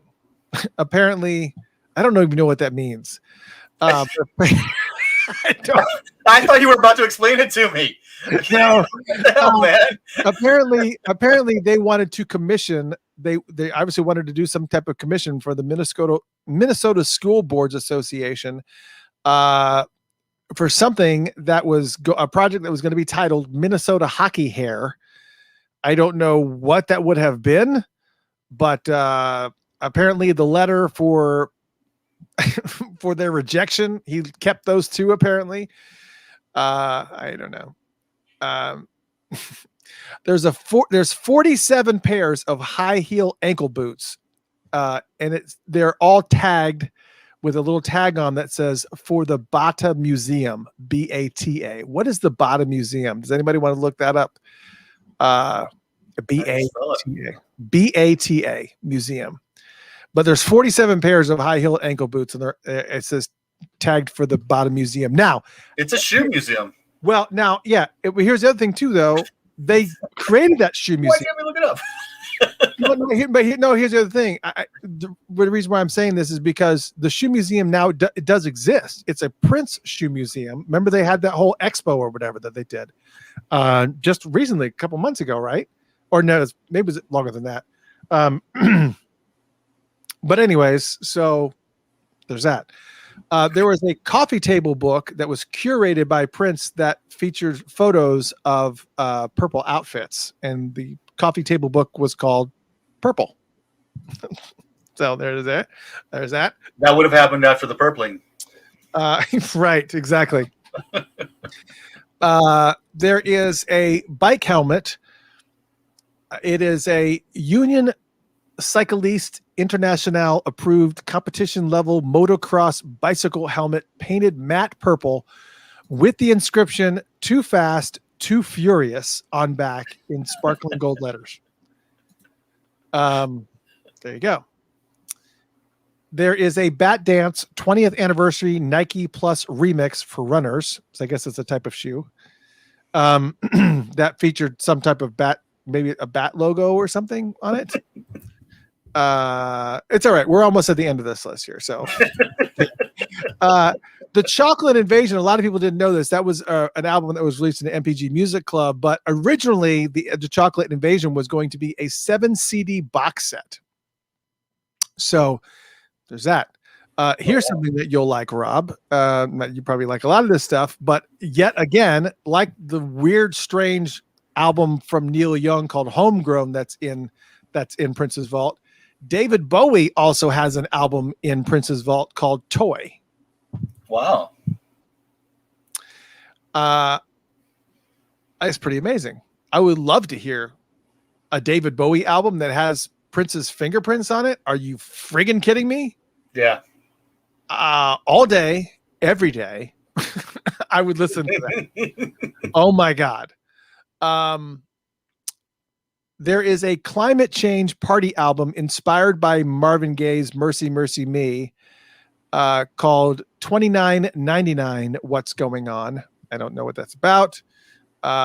There's also a promotional EP that he did for Tower Records called New Revolution in Society, new spelled N-U. There's the film 3121. It's a Purple Rain style film, and it features Liza Hernandez in it, but it's the film 3121. There's an autographed framed photo with Prince and Willie Canis from 2004 Women's World BMX Motocross Champion from the Netherlands. That's who Canis is, Willie Canis. And apparently Prince really loved BMX motocross because he watched it all the time, apparently. And he actually has a photo of him and the champion from the Netherlands framed and autographed that's in there. And he created, next in the list, a tribute album that he did to Heath Ledger called Joker. Something I had to pause, and it's crazy to me that some of this stuff never saw the light of day. It's just it's just nuts. But well, it's pretty freaking awesome. All right, so here's something that I knew was in there. Was Tamar's album Milk and Honey, which has finally been is finally out there, and so it's finally out there. So that was shelved, and now it's not shelved because before Prince passed, he gave her. He signed over all the rights to all the songs that were on that album over to her. So she basically had complete control of those songs anyway. So she was able to release those songs. So it's really, really cool. There was a song called Betrayer that is an unreleased single that was inspired by Vince Carter's time as a Toronto Raptor. I guess where he found inspiration wherever. It's like, let's see. There's an, I don't know what this is. It's an album called Lizzie Grant Started in the Trailer Park. Now we Now We Hear. It's an album from Lizzie Grant called Started in the Trailer Park, Now We Hear. That's what it is. So there's that. Only 5 more to go. I'm sorry, 6 more to go. There's an album 3 more to go. 2011 project featuring Prince and Andy Allo called The LC. But I think we've kind of heard some pieces of that. It was we heard some pieces of that where it's Prince on guitar and Andy Allo singing, and they kind of did some things, random tracks like We Can Love, OUI, We Can Love. And I think that was part of this LC project that was with him and Andy Allo, but it was mostly instrumental stuff. There was the movie Jupiter Ascending, the one that had Mila Kunis. There is Prince recorded the theme song for that movie that apparently got shelved. It did not make it as part of the movie, and it features Mila Kunis on saxophone. No way. I did not know Mila Kunis played saxophone. Oh, I'm. Hold on a second here. You have to look that up. It is a song called Jupiter Ascending. It's a theme song for the movie, and it features Mila Kunis on saxophone. I'm not lying. There is also a video called Jupiter Ascending that features Channing Tatum in character as a break-dancing space roller skating werewolf. Well, hold on. You're gonna have to say that one again. What? It's a video for Jupiter Ascending that features Channing Tatum in character as a breakdancing space roller skating werewolf. Now, I have not seen I've seen the movie. That's sort of his character, but I have not seen Jupiter Ascending. I have not watched that movie yet, but apparently it says Channing Tatum in character as a breakdancing space roller skating werewolf. And I don't remember the breakdancing part. All the other stuff is kind of right.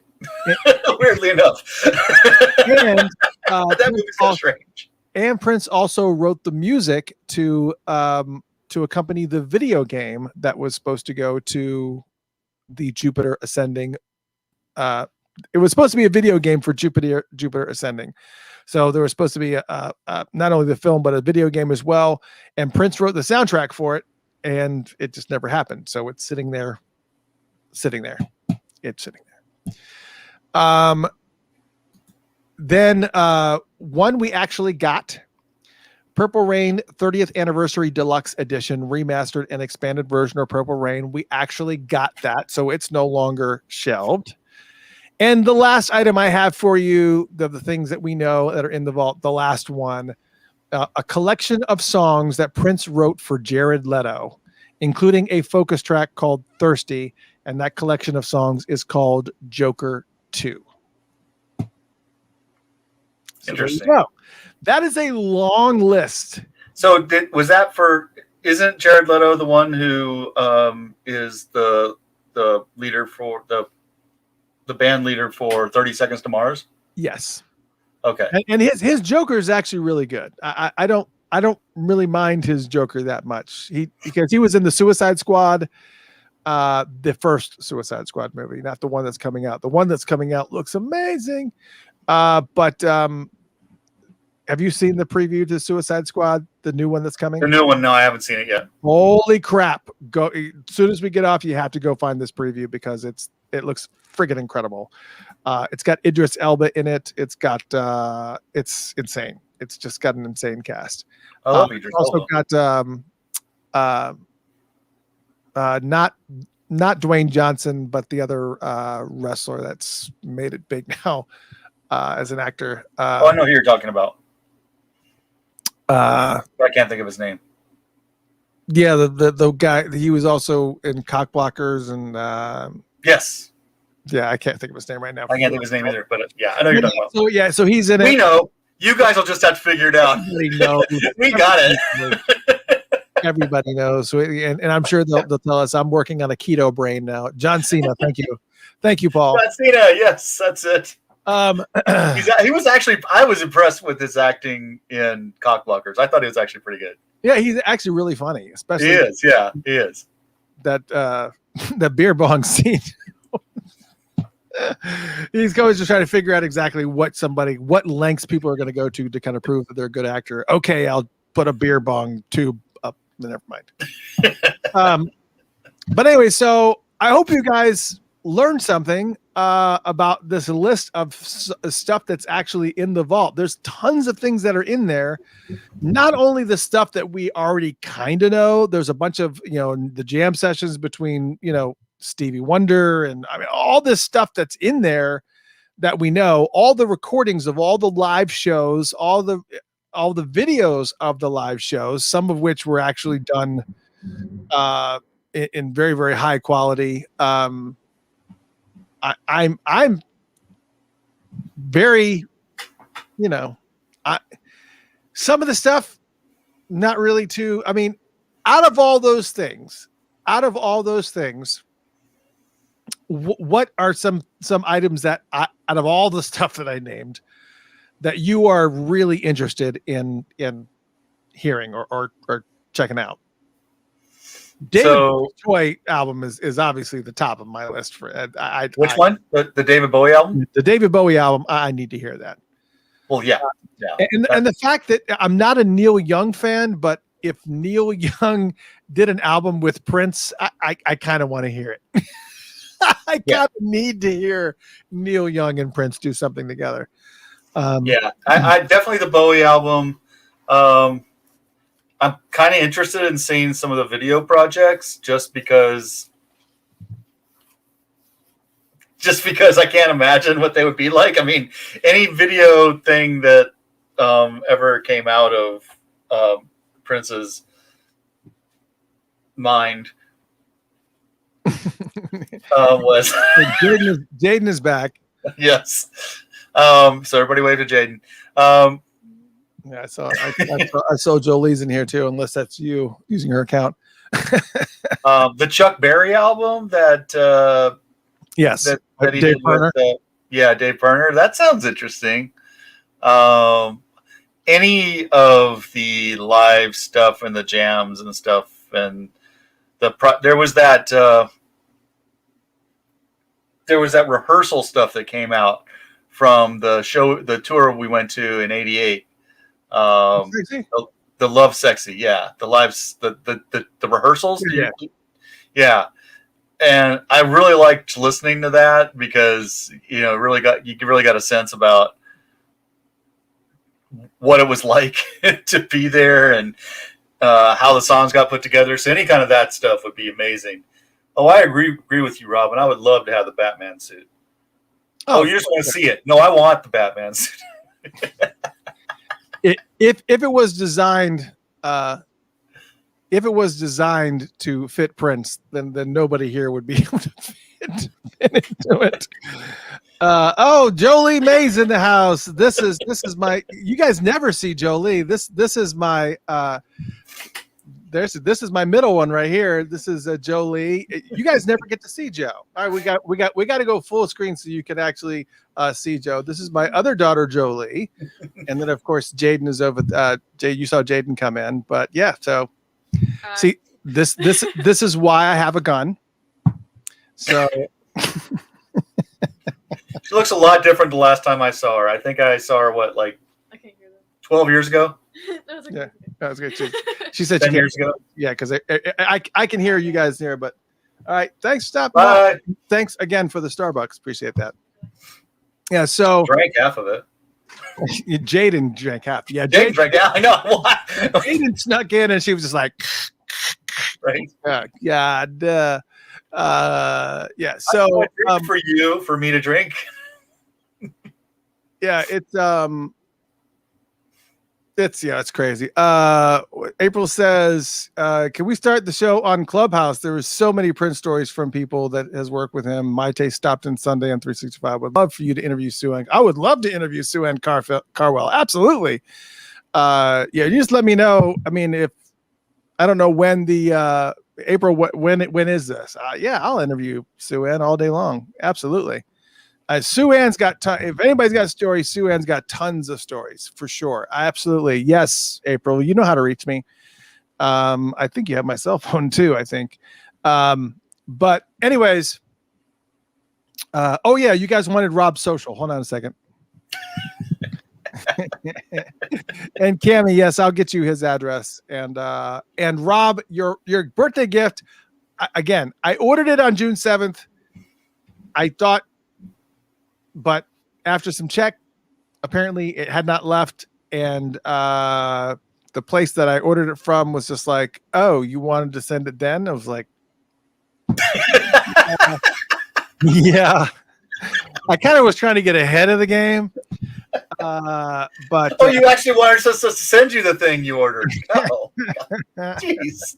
We thought you just wanted the joy of knowing you paid for it. Oh, yeah. So, yeah. So, anyways, but apparently it shipped yesterday. It shipped yesterday or today, and so it should still make it to you on time. So, okay. We'll see. Thanks.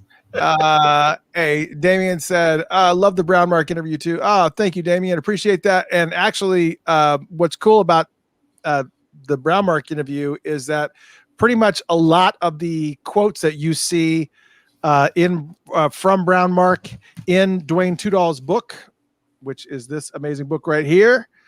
A lot of the quotes that you see from Brown Marks in this here is from that interview. He actually used that interview for a lot of the quotes. So very cool.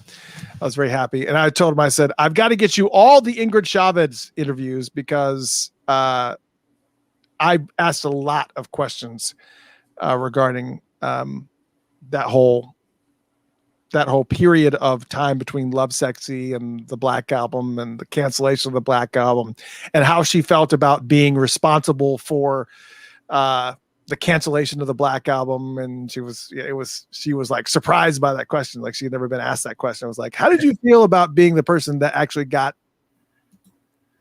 that you were the one that got the Black Album shelved and destroyed in the beginning? And she was like, I really didn't know that any of that stuff was going on. It's like, all right then. So yeah, there you go. Anyways, thank you guys so much for joining us. Actually, we might actually end on time, but here's the thing though. I know that we're not going to. Here's the thing, we can't. It's just not in our DNA. I did make a promise that I was going to be playing you some of the stuff that I talked about tonight. So I'm going to have to dig through some stuff and make sure that you get the corporate world stuff, everything that we just got to get all that stuff in place. So let me do that for you. Meanwhile, thank you guys so much for tuning in. Next week, we will be doing a show, same night, Tuesday night, 8 p.m. Sometimes we end at 10, sometimes we end at 11, unless we have like tons of content we got to go through. If we got tons of stuff we got to get through, or we got an amazing guest that just wants to kind of go through the process, we just let them talk because it's awesome. April, you know how to reach me. I will absolutely be happy to help you. Just go ahead and reach out to me. You have been listening to Funkatopia Live. I'm your host, Mr. Christopher, with my co-host, Rob Rhythm. And I hope you enjoyed that. It was a lot of fun. And it will probably still exist on YouTube and Mixcloud and also Facebook. So if you missed it, you can always tune in. It's going to be amazing fun. And next week we're actually going to be taking a break 2 weeks from now because I am actually going to be out of town. And but then don't worry, because we're going to be coming back swinging, because we have a couple of things that are coming up. One of the things obviously being July 30th, we have the album chat for Welcome to America, and then we're going to be having a listening party and listening to it in its entirety without the album chat. But we're going to be breaking down everything on July 30th. Also, we have the event in Phoenix, Arizona, with the actual listening party that Rob Rhythm will be at on July 30th. But we'll keep reminding you about that right before it happens. But if you guys want to plan a road trip if Phoenix is a driving distance for you, go there, hang out with Rob. It'd be a lot of fun. And that's it, man. It was lots of fun. Thank you so much. All you kind words. I see all the posts and whatnot of saying great show. Yes, thank you so much. I appreciate it. We do what we can to try to make it as entertaining as possible, for sure. I hope that we unveiled some things that you were not aware of in the vault. Every time I go through that list, I'm like, I just don't know why that's even still there. And what's funny is that I didn't even scratch the surface. That's like probably, okay, that's that shelf. That's what's crazy about the vault. So it's fun. It's a blast. I think people want to read like a lot of the stuff. Where I got a lot of the stuff was mostly interviews. Thank you, April. Interviews and whatnot. And let me go ahead and post this link for you guys so you can actually check this out. This is actually a list that has a lot of the stuff that we listed, which is a site called 99 items. Yeah. Called the A Side. It's on the aside.com, and they actually have this a list of 99 items found in Prince's secret vault that you can, if you want to go through some of that list and see some of that stuff again and revisit it, or like, what did he say? There's a lot of it. Most of what I read was from that list, but there's tons of other things too. But go ahead and copy that list. I'll give you a couple seconds to do that while we start Corporate World, which is one of the things I had promised. But this is, I don't know why this track says Prince on it. It is very clearly the time. But for whatever reason, it just... anyways, all right, so we're going to start. I'm going to try to get some of these tracks on here for sure that you are not familiar with, some of the stuff that we read off. So let's start it off with the Times Corporate World, and then I'll try to put in a bunch of other tracks as well. Thank you guys so much for joining us. Good night, everyone. You've been listening to Funkatopia Live. Hey, if you're watching this on YouTube, please make sure that you subscribe. Please make sure you subscribe. And if you on Facebook, please follow us. So subscribe, follow, please do all those things. We need you to. It's important. It's important. And it'll make you feel good. And it will. And Bernadette Cooper, if you're listening, call me. We got to talk, not just on Twitter. I want to talk to you in person. I want to have you on the show. So there's all that.